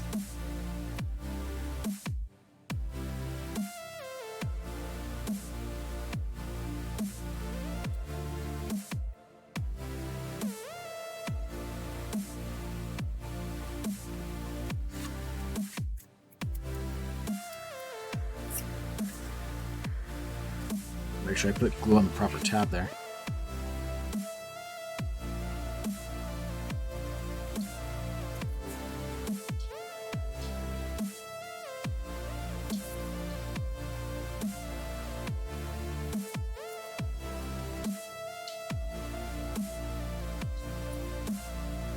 So one Papercraft I did that was really fun is I built a giant paper Yoshi. It was probably about 2 feet. That one was pretty fun. I would like to upscale that one day to like make that a 5-foot Yoshi. I think that'd be super, super awesome. Just have that like sitting in the back corner whenever I stream. I might have to do that. I don't remember if I had the PDO for that one though. Yeah, I did, so I could do it. So if you have the PDO, which is, you know, this thing down here in the corner, it's really easy to upscale because you can just change the size of everything. If you only have like a PDF or an image, yeah, good luck. Because then you have to like cut up a PDF, which is super not fun to do, or cut up an image and upscale everything. Damn it, my head is on the screen, isn't it? Yeah, it is. And then make everything larger.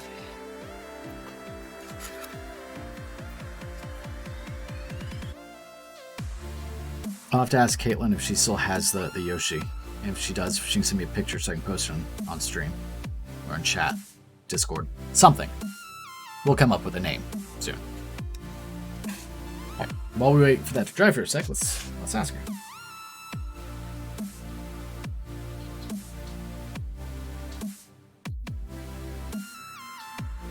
Let's see.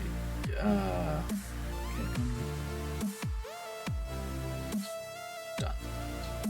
Do you still have the paper Yoshi?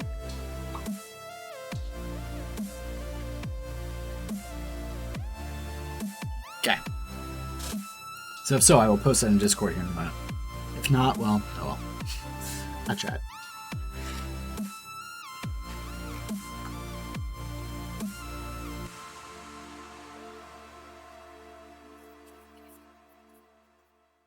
I imagine she would. She was super excited about it. Because Yoshi is like her favorite video game character, so.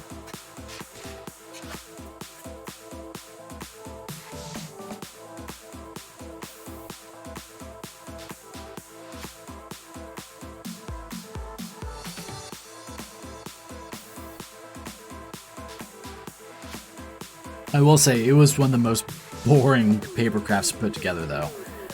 Because, like, when you're doing the stomach, it's just this for, like... This is the whole model. Just doing this right here. But, like, 15 pages. So I don't know if I would do that on stream. I might. But yeah, super boring. Okay, so this is where we're at. We have, like, half the cranium done. I just assumed that's where that went. Alright, yeah. Alright, so we'll finish up with the white here in a sec. Set this right there. We're actually going to have to move it because that's definitely in the way.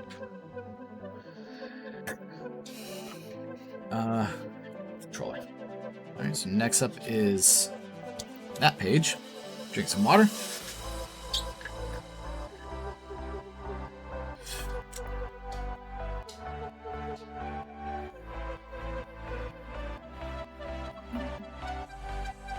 Yeah, so, like, you look at the next 3 pages down here. You know, those giant pieces, that'll take 20 minutes to score and cut out. Same, that will take a little bit longer. You get down here, you got the ears. Ears will take a minute. That's fine. Alright, time to score again. I can't do that. The whole... It'd be awesome if I could do pin tricks, but I can't.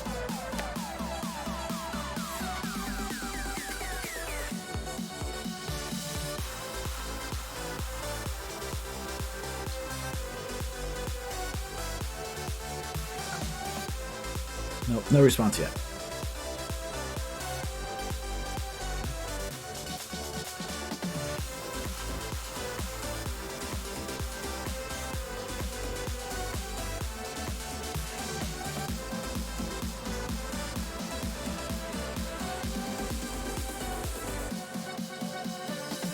I kind of want to do a long Diablo stream again. Like, doing that 7-hour stream where I went all the way through Nightmare and went into Hell was pretty fun. I think I did like half of normal, all of Nightmare, all in one stream. It was super slow because I'm not good. My head in it again. Damn. I need to quit getting my head in the camera here.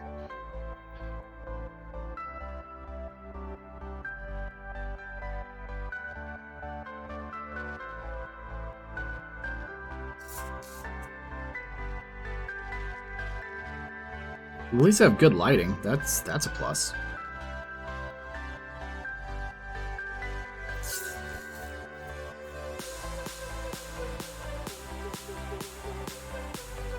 I still want to do a 24-hour stream. I just don't know what I could play for 24 hours or stream for 24 hours. I guess if I was doing like Papercraft, gaming, I guess that's really all I got. Papercraft and gaming. I could go for 24 hours pretty easily.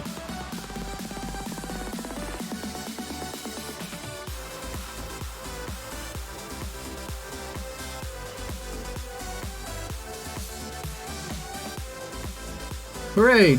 Gina, Hutter, and Belly's shared game is now available for you. Keep changing his name.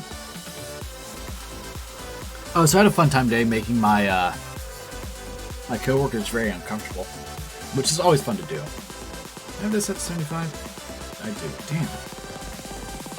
Wait. It's set to 78. Set that shit to 75. No wonder I'm hot.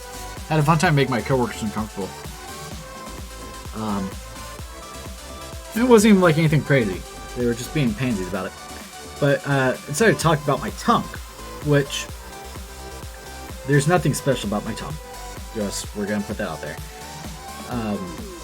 I do this same with my teeth, where I will scrape my tongue against my teeth to remove like excess buildup. So, you know, if you're, I don't know if you've ever eaten like chocolate or something, or you've had like a milkshake and you kind of get like that weird buildup on your tongue, I'll use my teeth to scrape that off before I brush my teeth, you know, like an hour later. Well, I was doing this like a month ago, and apparently I took a chunk out of my tongue doing this, which hurt like hell. And it's still not fully healed. But it's really weird, because now I have like a smooth spot in the middle of my tongue, and I can rub my tongue against it. It feels weird. But then I told them about when I was 8 years old. This is going to be an awkward story, but it's wonderful anyway.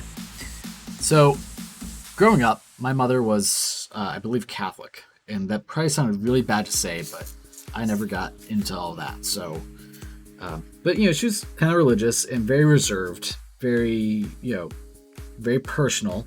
So, things you didn't talk about with my mother were sexual.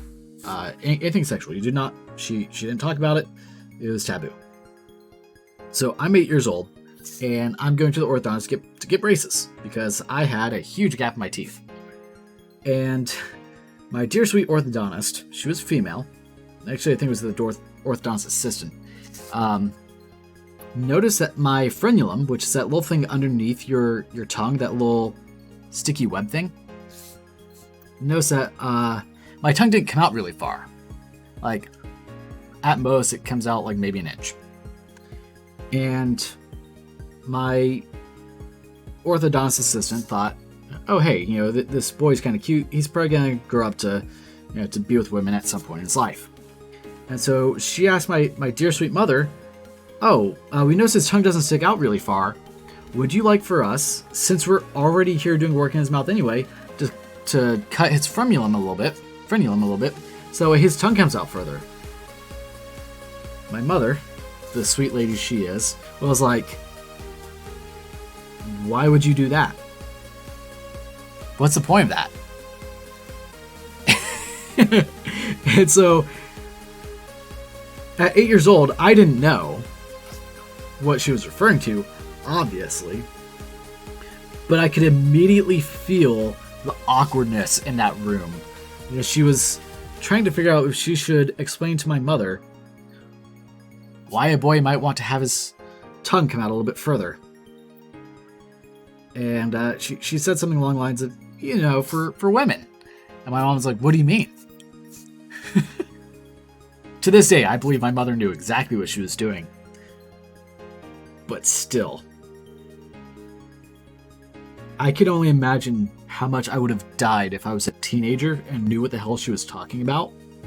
And she did that in front of my mother. Like, because, you know, like, when you're a teenager, like, you're just like, oh, someone looked at me, I want to die now. You know, you're shy and, you know, ashamed of everything. So yeah, if she would have done that at like 13, 15, 17, I was not really shy anymore. But, you know, if she would have done that when I was a teenager, oh yeah, I would have just curled up and died of just embarrassment. So, yes, so I made my coworkers very uncomfortable with that story, and it was fearful. I don't feel bad at all. Perks of working for a 4-person company. There's no HR.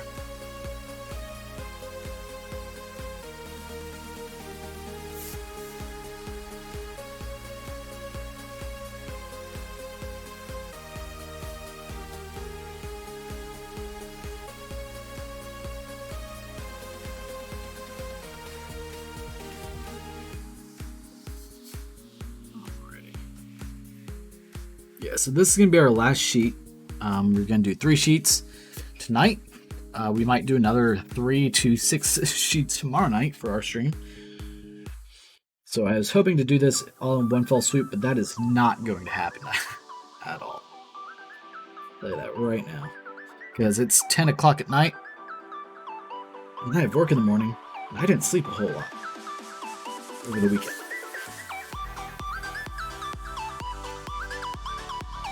Like, I almost didn't stream tonight because I may have fallen asleep on the couch with Izzy on earlier.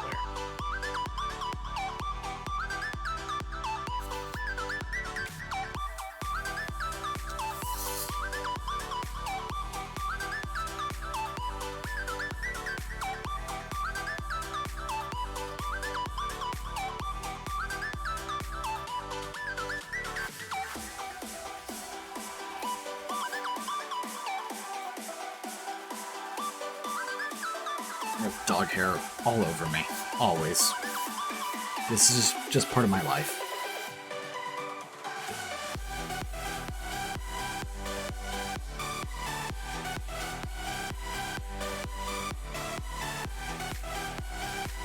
And I will be posting this on the YouTubes for people who may want to watch it. I don't know if anyone will, but... And then I'll take it all when it's all said and done and put into like a 10-minute speed compilation of everything going together.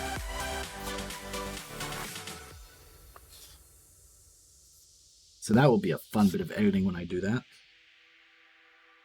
Taking multiple 2 to 4 hour streams, tossing them into Premiere, and editing it. Cutting out the boring bits, which is, you know, most of it.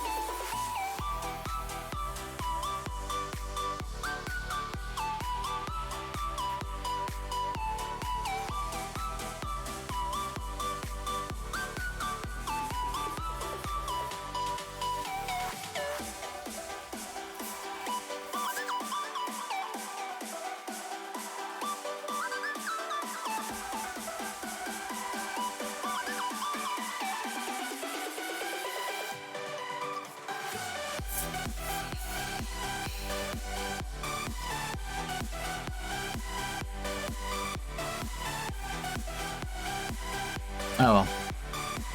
Just, I probably shouldn't have the chat overlay on screen, but no, it's fine. People get to see it.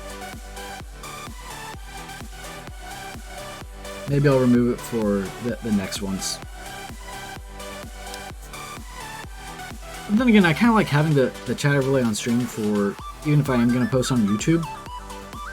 Because, I don't know about you, but anytime I watch a YouTube video of a content creator who is streaming on Twitch, I always hate when they talk to the stream and I have no idea what the stream said. Maybe I'll leave it.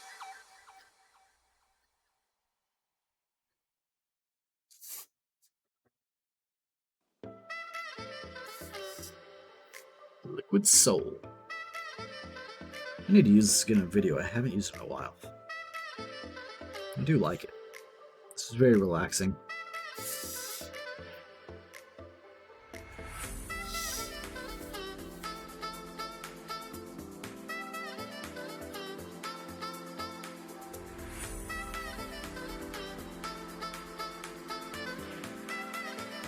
I wonder if I should make a quick YouTube video on how to replace a receptacle for outlets. Because I seem to actually get that question quite a bit from my friends, like, hey, how do you do this and not get shocked? Maybe I should do that. Be like a quick 3-minute video for people, but it's fine.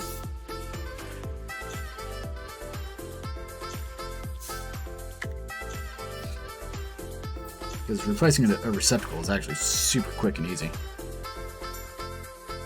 But if you've ever been bit by electricity, you know it's not the funnest thing ever. And I'm kind of used to it, because my house is all wired stupidly. God, I've been shocked like 4 times in this house. The most fun one, though. Oh man, it was almost really bad. I was working at my last house. I was tying in my shed to my electrical panel, which, by the way, probably shouldn't have been doing. Not the point. And I was running a new wire up through the bottom of the panel to, put into the breaker panel. And so I'm reaching into the panel, I'm pulling up on the wire to get it out. And I touch the damn center stack, which is where all the electricity flows through. Whew. You have 200 amps of 220 volt going into you real quick, you move pretty fast. Pretty sure my neighbor heard when it happened, because they just heard me yell. I'm not gonna yell it on stream for obvious reasons, but pretty sure half my neighborhood heard it. Damn it, head.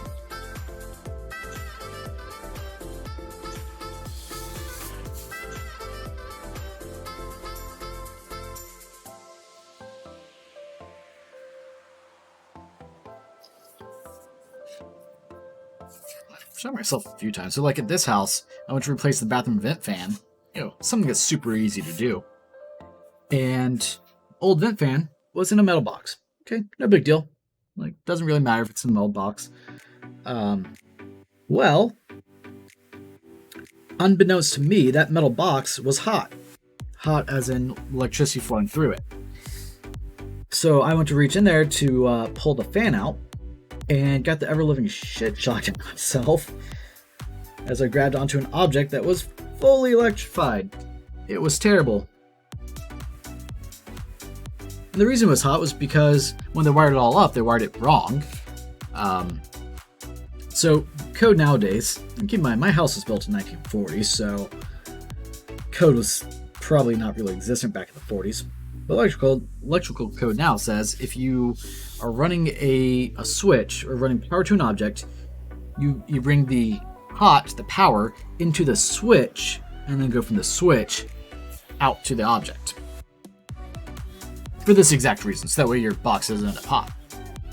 Well, everything in my house so far, of which I've replaced the fan, I've replaced ceiling fans, I've added ceiling fans, replaced numerous lights, every single thing so far has not been that. It's been hot is split off from the object up in the ceiling. Definite no-no. And from there over to a switch. So your interrupt is up at the box. It's all tied in together. It's stupid. Said definitely not to code. And I've damn near gotten shocked so many times because of that. Come on. Yeah, on the fan box, one of the wires was not where it was supposed to be, so it's touching the damn box, which caused the whole box to be hot. And whenever I touched that thing, woo, it was not a good day. I'll tell you that right now. I immediately went and cut the power to it. Because I'd cut, normally whenever you need to replace the light switch, you don't have to go cut power at the breaker. Or not the light switch, like a light. So let's say you're replacing a light fixture. What you would do is you just make sure, turn the switch off, and you don't turn it back on. If you turn it back on, there's power going to that object. If you're doing code per anything in the last 20 years, 40 years probably. Because what you do is you just kill the switch because the interrupter's right there. You go up to your outlet or to your fixture. You undo your 2 wires. You have a hot and you have a neutral, but the hot is not hot unless the switch is on. Yeah, I can't do that at my house because with every single fixture, the actual power is going up to that line, then split off from there over to the switch. Stupid. You never know which one is proper.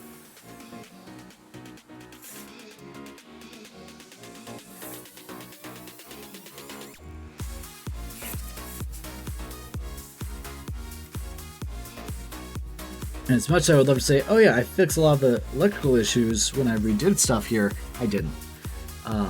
Because there's... I did on one thing, because I was able to run new wire, but a lot of it is down in the cinder block wall, so I can't run new wires for it. So I have to work with what's there. I don't like doing that, but didn't have much of a choice.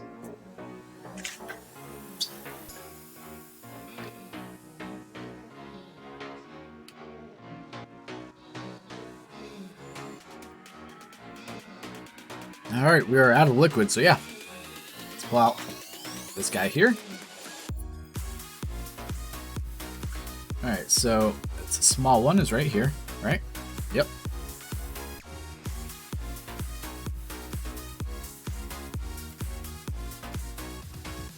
I will say my finger is getting a bit sore from doing this. Because I did something to this knuckle. Ow! And of course I poke and it hurts. Amazing. I still need a shower tonight too. Crap. I mean, not like I've done anything. Just sat at home all day. Because yay, COVID. Okay, I can't blame it on that. I don't go out and do anything. My life is video games and streaming and renovations. And even if I didn't have renovations, I still don't leave the house. Unless I have to. I don't know, I don't like going out to anywhere.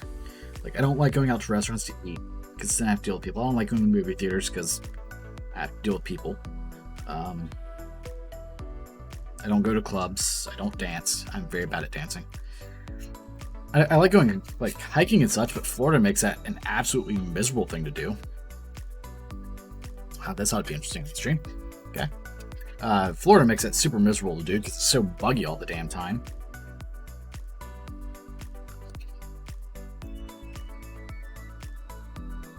I like going kayaking, but that's really expensive to do. You know, you're looking at $40 a person, and kayaking alone is boring, so...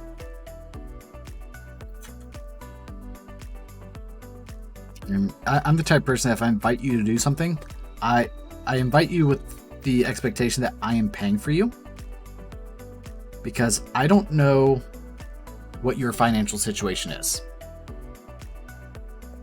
You know, if like I don't ever want to invite someone out to do something for them to be like, well, I'd love to go and, you know, hang out, spend time with you, whatever, but I can't because I'm broke. And like that sucks. So, or if someone say, yeah, you know, I'll go hang out with you, and then they have to bail because they don't have the money, or someone comes to hang out with me and do something, and they spend their money and they didn't really have that money. You know, like, hey, you want to go see a movie? Oh yeah, sure. Or hey, you want to go out to eat? Yeah, sure. We go out to eat. You know, we get, you know, $15 meal or whatever. I don't know how much going out to eat costs. So I'm sorry. But let's say they didn't have that money and now they can't get gas later in the week, or, you know, they almost run their tank dry and it causes them to be late for work, or, you know, they have to now not get a meal they would have had regularly because they did something with me and I didn't know what their financial situation was. So I try to be considerate of that because, you know, I'm fortunate enough that I do well enough to where I can be considerate of other people's financial situations. You know, I don't do great. You know, I make $14 an hour. I don't make a whole lot of money. But, you know, I have my rental income and things such as that. So I do have extra funds available. And because I don't ever go out and do anything, that really helps. You know, if I was the type that went out and drank all the time or went to clubs, you know, the amount of money I make would not even remotely be enough. Because I don't do any of that. It helps. And it's really funny because a lot of the people I know will ask me like, oh, you know, how are you as quote unquote successful as you are, which I don't really consider myself super successful, but I know I've I'm doing okay. You know, I have rental properties and such. And I have to explain to them, like, you have to cut out the superfluous spending. You know, don't go to Starbucks 3 times a week and spend $15 at Starbucks. Don't go out to eat every single night. You know, and when I say go out to eat, like, I mean restaurants, not like, oh, go to McDonald's and eat off the dollar menu, because that's pretty cheap to do. Or like, I usually treat myself once a week to a pizza, but that pizza lasts me 3 days. So I plan out my meals, and because I do that, I make a little bit of money go a lot further than what you would typically have. So a lot of what I do isn't, like, my financial situation isn't, oh, I'm loaded, because I'm not even remotely. Because I don't spend money on anything, I have extra money. I have more money to spend on things. If that makes sense.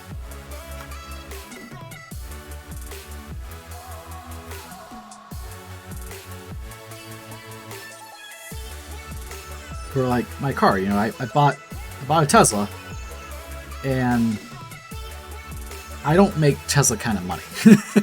I really don't. But I saved up, and I set a goal for it. Exactly. Yeah, luxury expenses. That's a good way of putting it.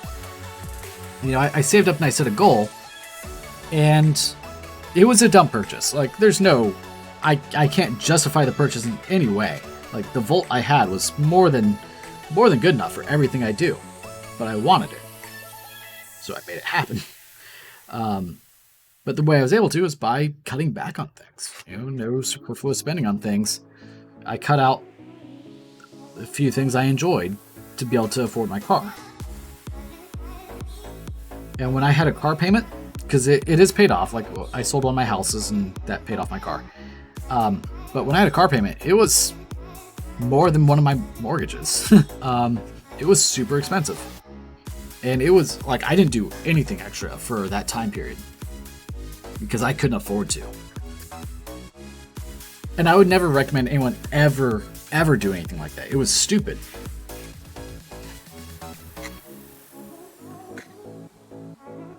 Okay, I have no clue on that at all.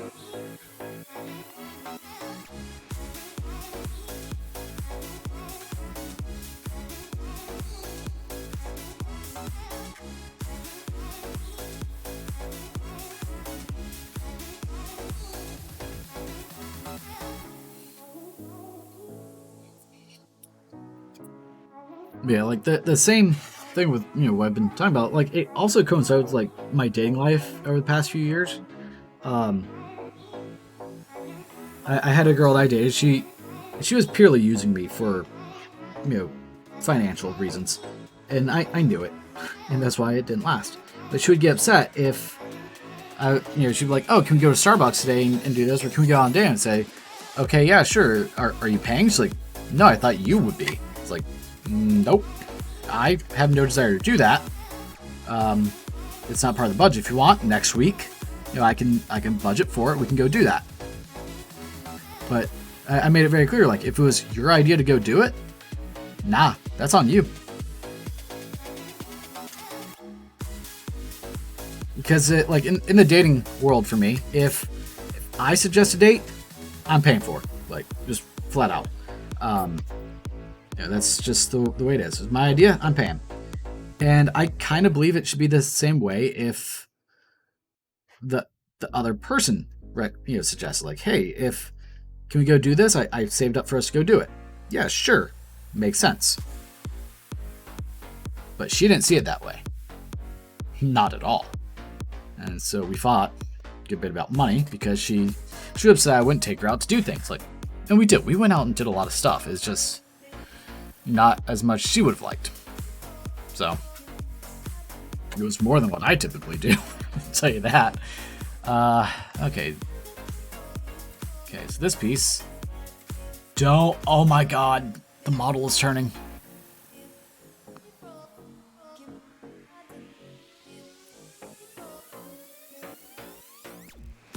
This piece is going to be terrible.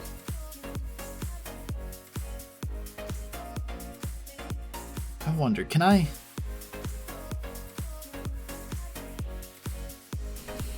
Now, kind of want the camera zoomed out a little bit, but I also don't want to show my whole desk or my crotch on stream. So like if I were to get rid of the cropping that I have, you would see my whole desk. Like, here, let me do this real quick.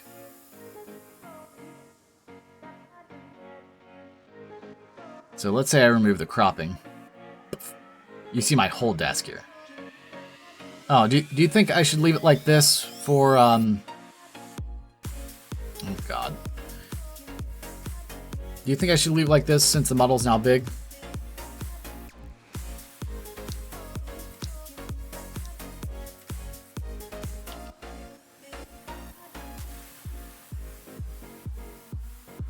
Okay, perfect. Oh, no, chat doesn't, sorry, hold on. Resize.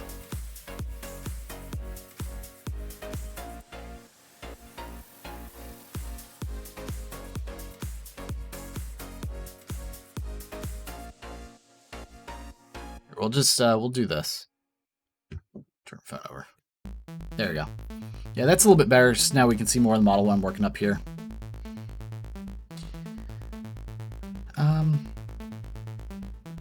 If I crop the top, then we get that issue. So we'll just leave it. It's fine. I mean, I'm wearing pants, so it's not a huge deal.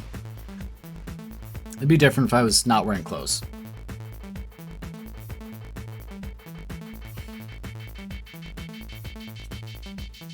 It was different when I was working close up, you know, with a smaller section model. But now this thing is bigger than my hand. Very true. I'm not... This isn't OnlyFans. This is Twitch. Though, I mean... never mind. We're not gonna... We're good.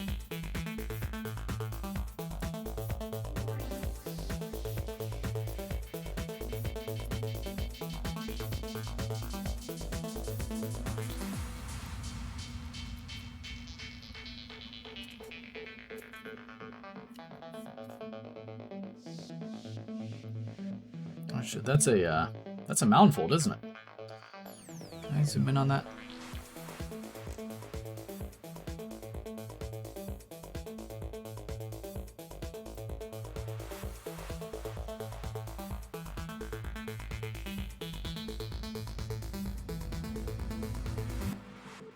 Wait, where? Man, you can barely see that damn thing. Oh, son of a... Okay.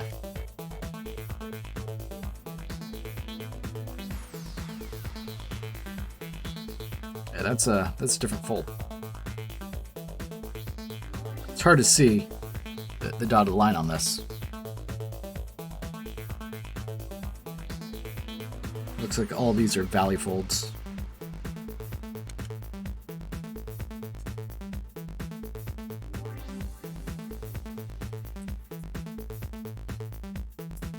Yeah, I try not to put the crotch on cam too much. Like even with my regular streams, like anytime I get up, I try to be very conscientious of it. Because a lot of times when I'm streaming, I'm just wearing like gym shorts. And today's a little different. I'm wearing, you know, khakis. I don't know which way that's supposed to be. I think those are all valleys. Okay. Wish me luck on trying to get this thing in here.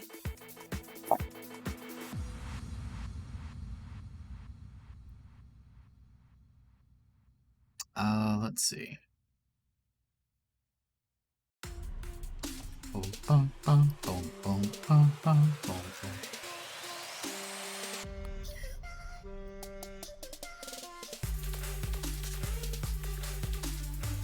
Okay, so let's take a look.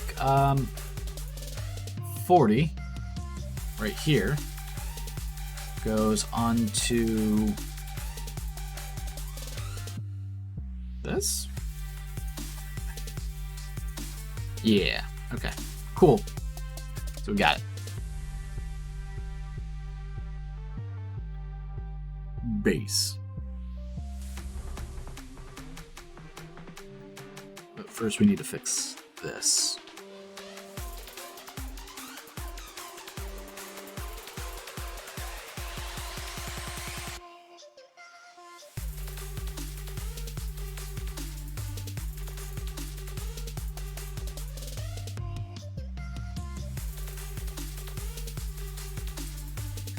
hold that this stuff has can be super impressive, so.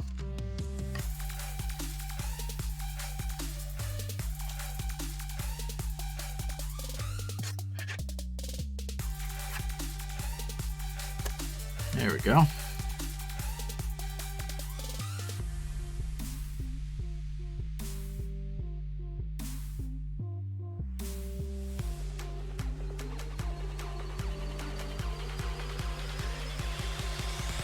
Now that was like the messiest way ever to glue something, but whatever. It's fine.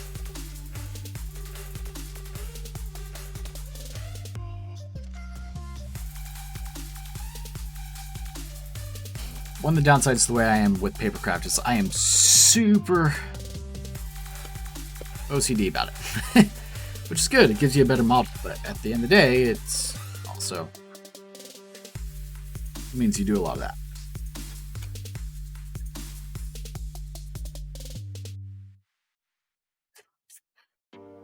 Oh yeah, this is going to be terrible to glue. Cool.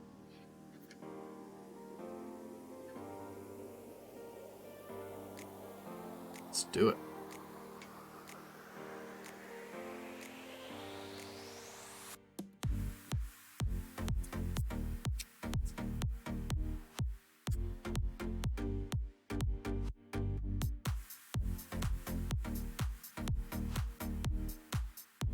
There we go. Hold this, get it nice and tight.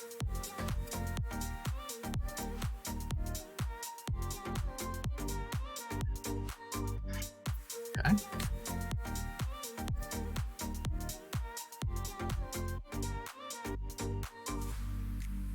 Now let's try to get these two, so hold that guy. Put a ton of glue right in through here.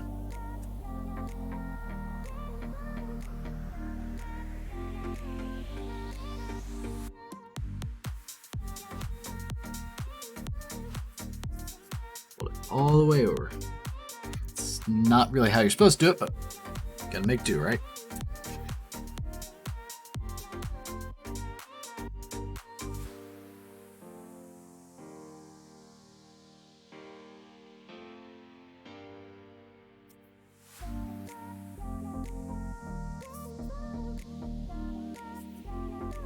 And now we wait. Because the next part I have to do is to get all this way over here.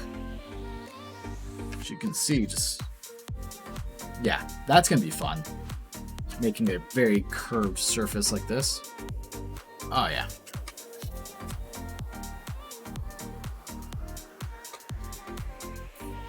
Oh, boy. You see that just immediately. I'm done. So, yeah, we are not ready to do that yet.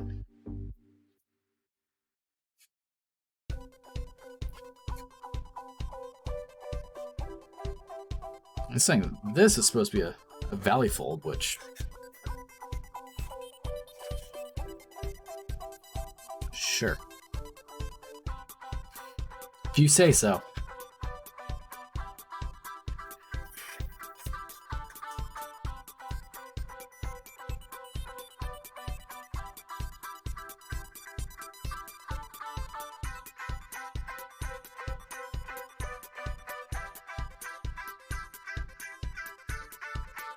Yeah, that's the right way.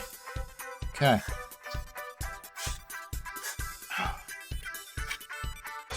This would be a great time for my super glue, but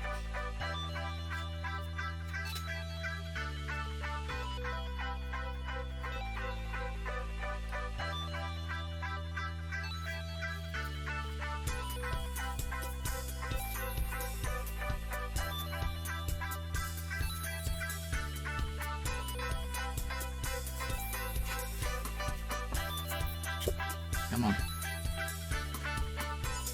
Oh, we may have a tear. Oh no. Let's glue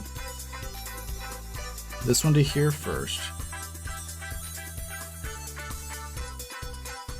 And then we will manipulate from there.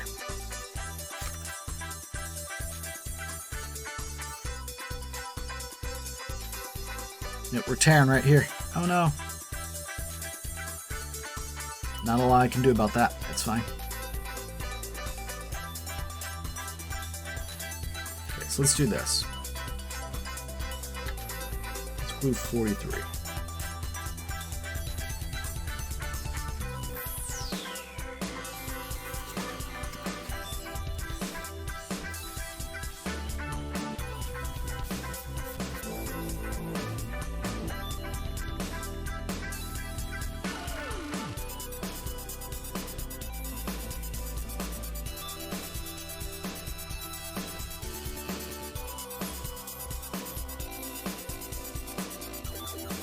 See just how bad of a tear we have, but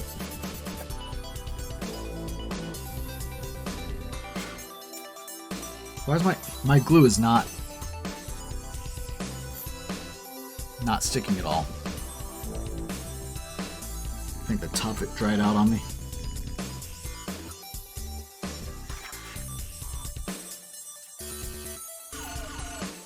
Which can happen.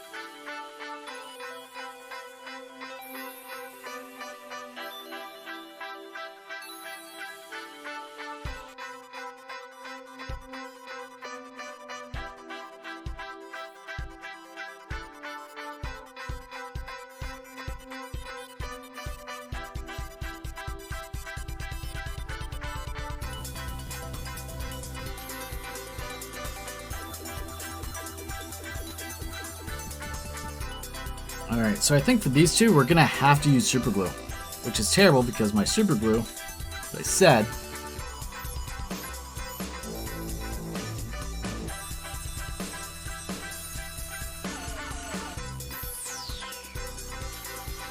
mostly dry.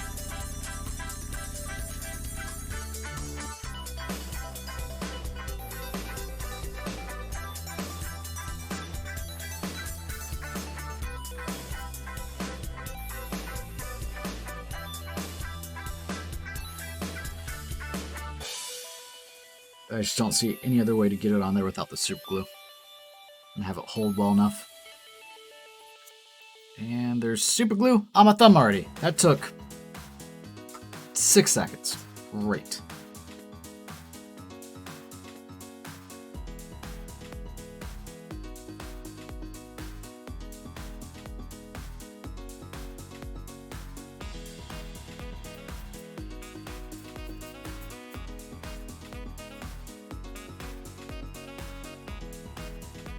See that with a ton of super glue right there. All right. Oh, and that fully ripped, so that's okay. I can work with that actually, so. Oh, the super glue is not good at all. Not good.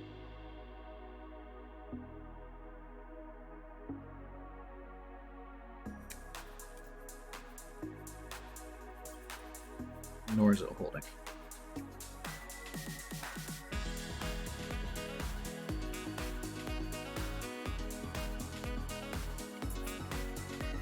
Maybe too dry.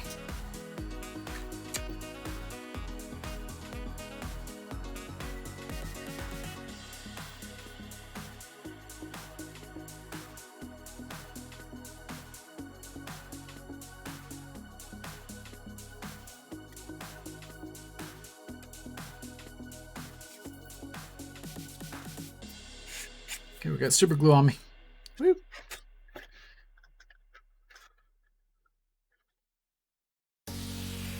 Thought that was dry, it wasn't.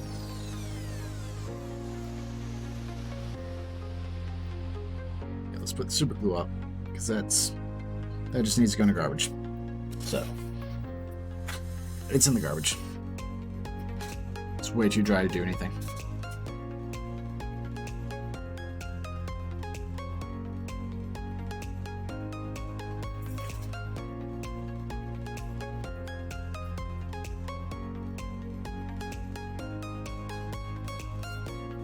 Put some glue in there. The fact that's not gluing with super glue is insane. I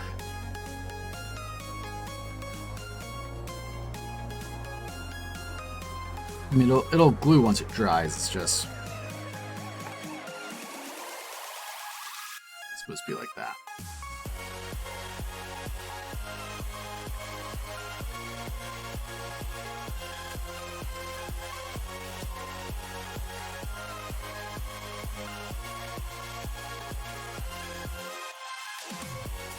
Alright, so now we take the big guy.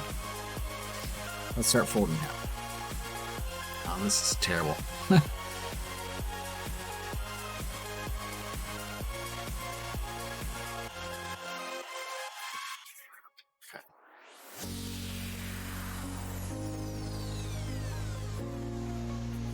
When Papercraft goes wrong.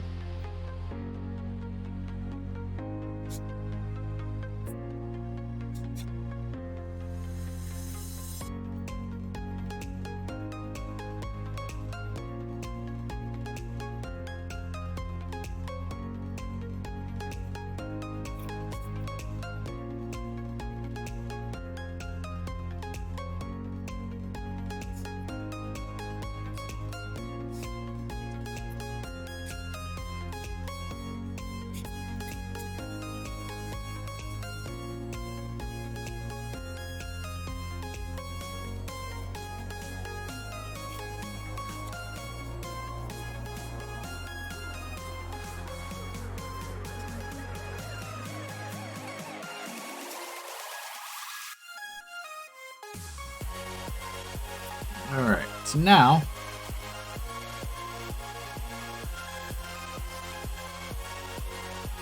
we'll use this pretty much to seal the two together. Let's start with the left side though.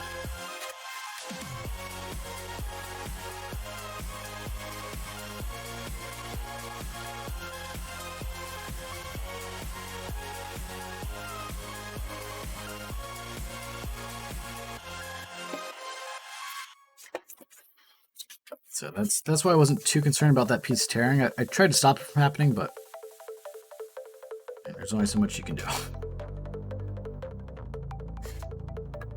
Because of how the two pieces go together. So hopefully that's dried. Yeah, it feels like that's dried, so cool.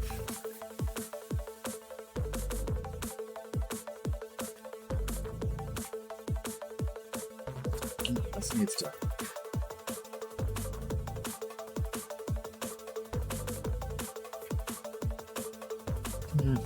Well, I guess that's where it's gonna be. It's dried.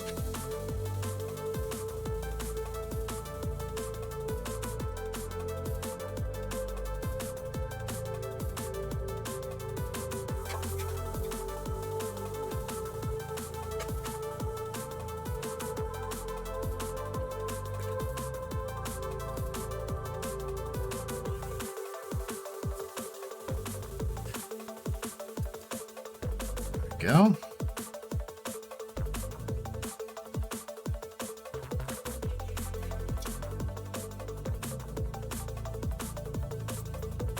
Okay, so let's put glue on this side here. Make sure it's got a nice amount of glue, especially right on this edge. And then glue the ever-living hell out of this. And now this should, in theory, all together. If I can get it together. Come on.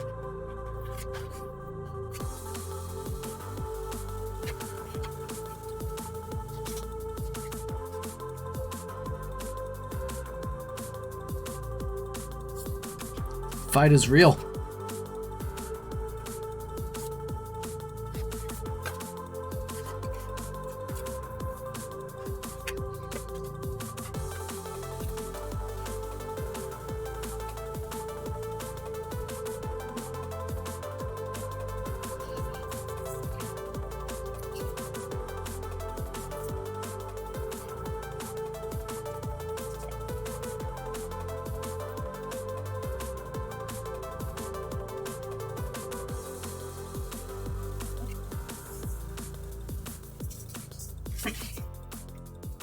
Get up close and personal with this thing. I feel like they should put another bend or something in here. They didn't.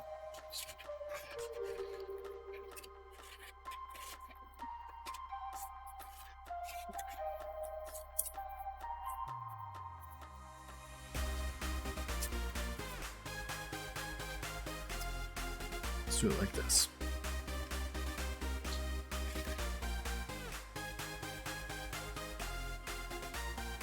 Pull it all the way over to here, glue this corner. Hopefully, there's enough glue for that to happen.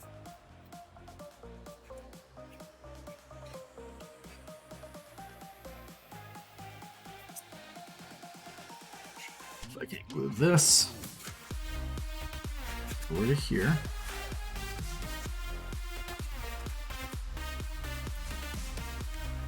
And then force glue all this over here.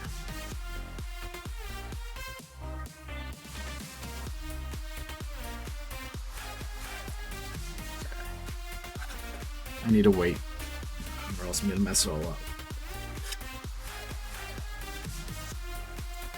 Okay, so it goes like this, which is really weird. I don't know.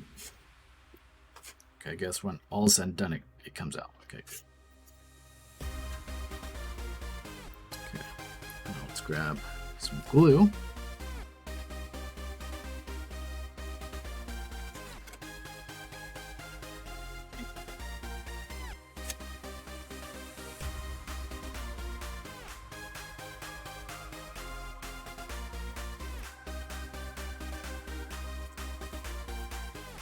Paint it in there with glue. Now we hold. Woo. Okay, so that was almost not good. I mean, it's still not great. I've got this hole here, but when all is said and done, I can patch that hole a little bit.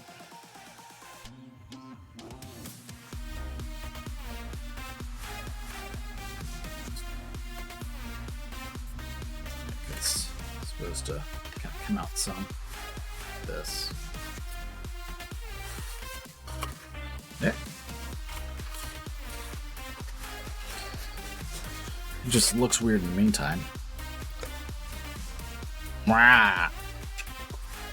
Once all comes together, like it's supposed to just kind of come out like this and be that taper in right there. But I see how it's supposed to go, but maybe I just didn't get that centered properly. That's hard to say. All right, so these. Oh no, you're way over here. Okay, or are the ears?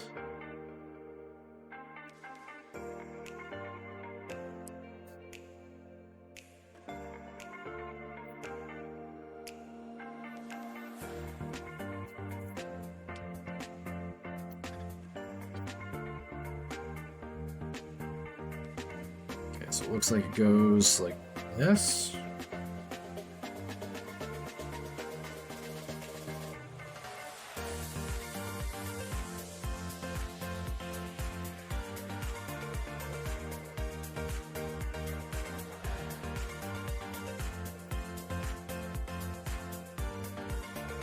Yeah.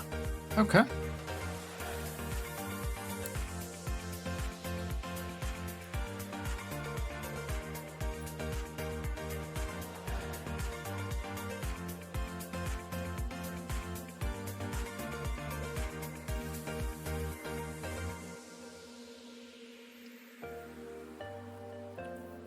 It's kind of weird the way that is, but okay. Let's go ahead and do this.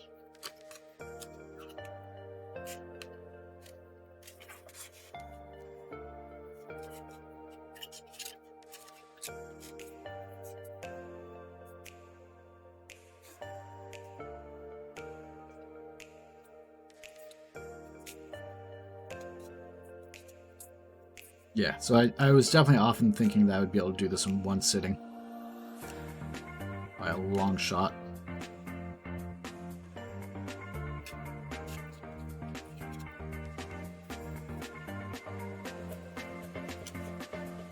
I mean, I could definitely sit here and keep going. Like, there's no fatigue or anything like that, but just time.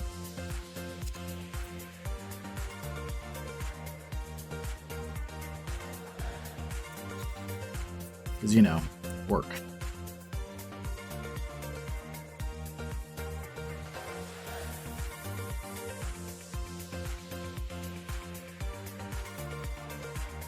This.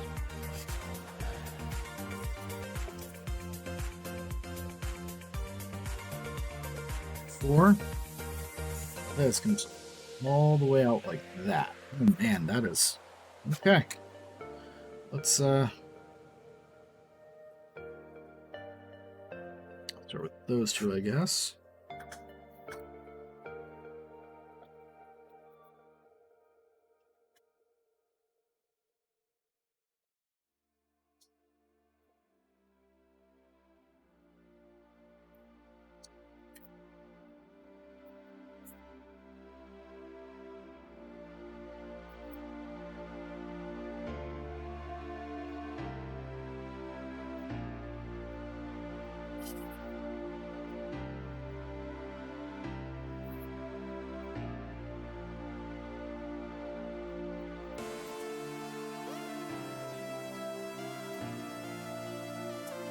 Go. Okay, get that glued down. So this actually goes like straight up. A lot of the shape will come once I have the other side of the ear on, of course.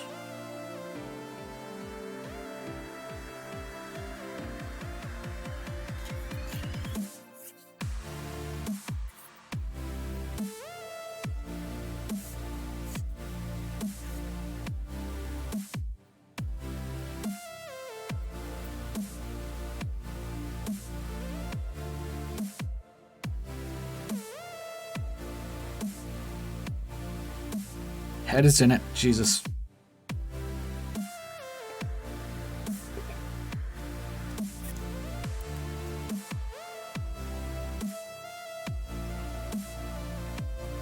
There we go.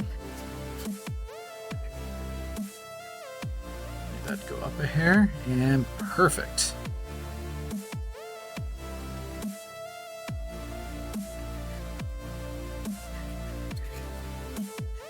Stay up so I can woo you. And don't tear. Worked it too much.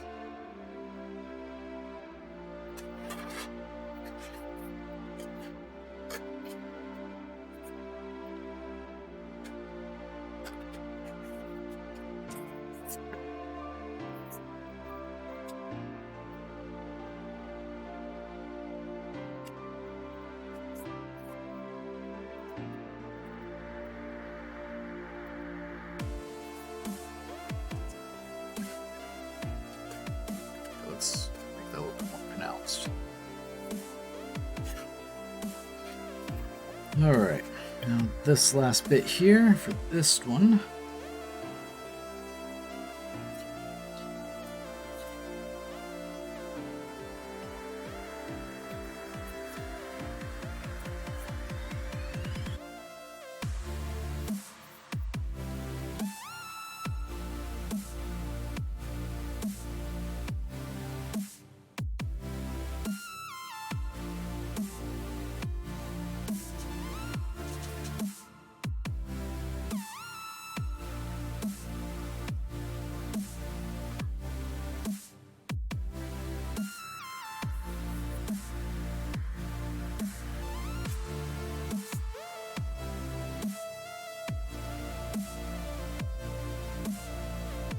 It's supposed to be a little bit more that way, but okay. Just about good to finish up. It's 5 a.m. Yep. Well, I appreciate you being in the stream, and so we're about to call it quits after I get this piece on. So I do thank you for being here for the stream and for the chatting. Always appreciated. And when you go to bed, I hope you sleep well.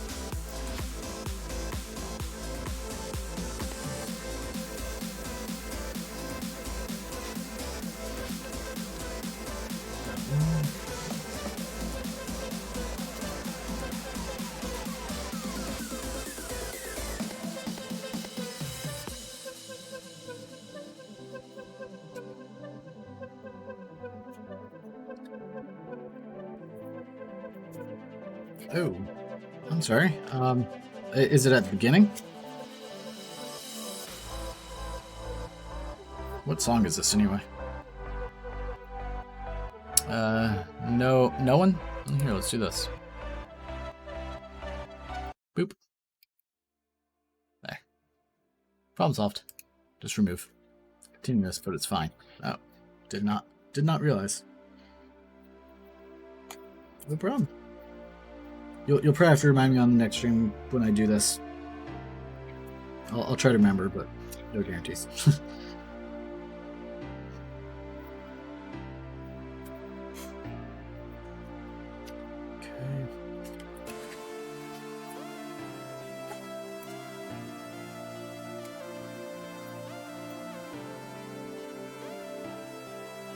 And that's one of the longer songs too. It's like 4 minutes.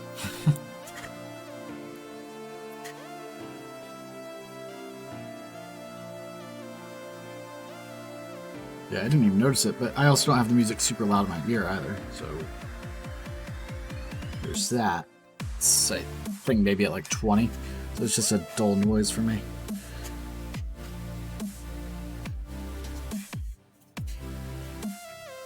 Definitely just hit the GoPro with my head.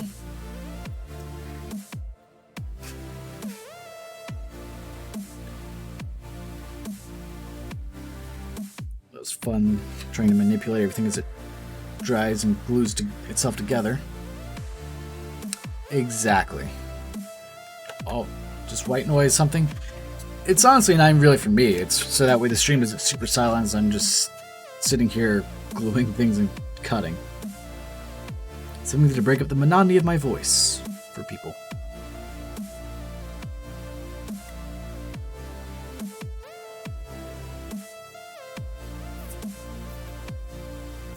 Like anytime I have a video game going, I just use the music from the game. All is fine, but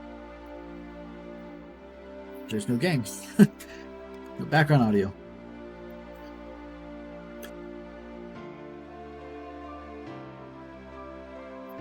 But with the new PC, I prefer watching YouTube/shows when playing games, which I can't share. Yeah, for some reason they just get a little upset about that. Don't know why.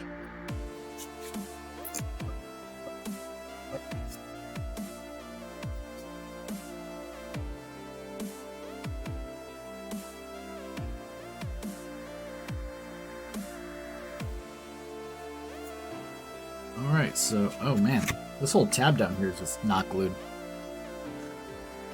Really? Oh, because Amazon.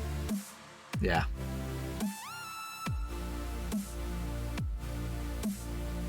I mean, they might still have some issue, though. Or do they say you can do that?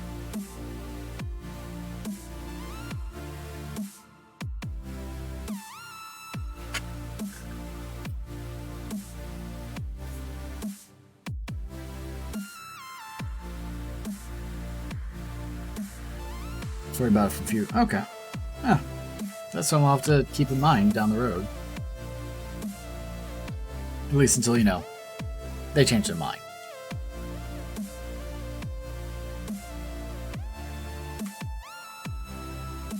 Okay. Set those down. Alright, so here's the fun part. I'm going to try and adjust the GoPro. Oh man. True. Okay.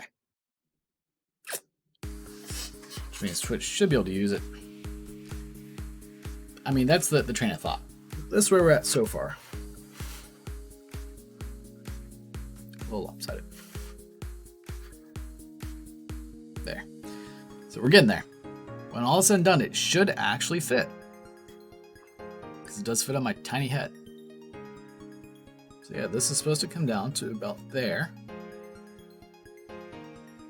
Yeah, we'll see. I'm kind of excited for how this is going to look when all is said and done. That would be terrible. Oh, okay. So, that's where we're at. Got the inside. And we will be calling it quits there for the night. because I have work in the morning. So, thank you so much for tuning in. I hope everyone has a wonderful night. And Sai, I hope you sleep well because it's way too late for you, man.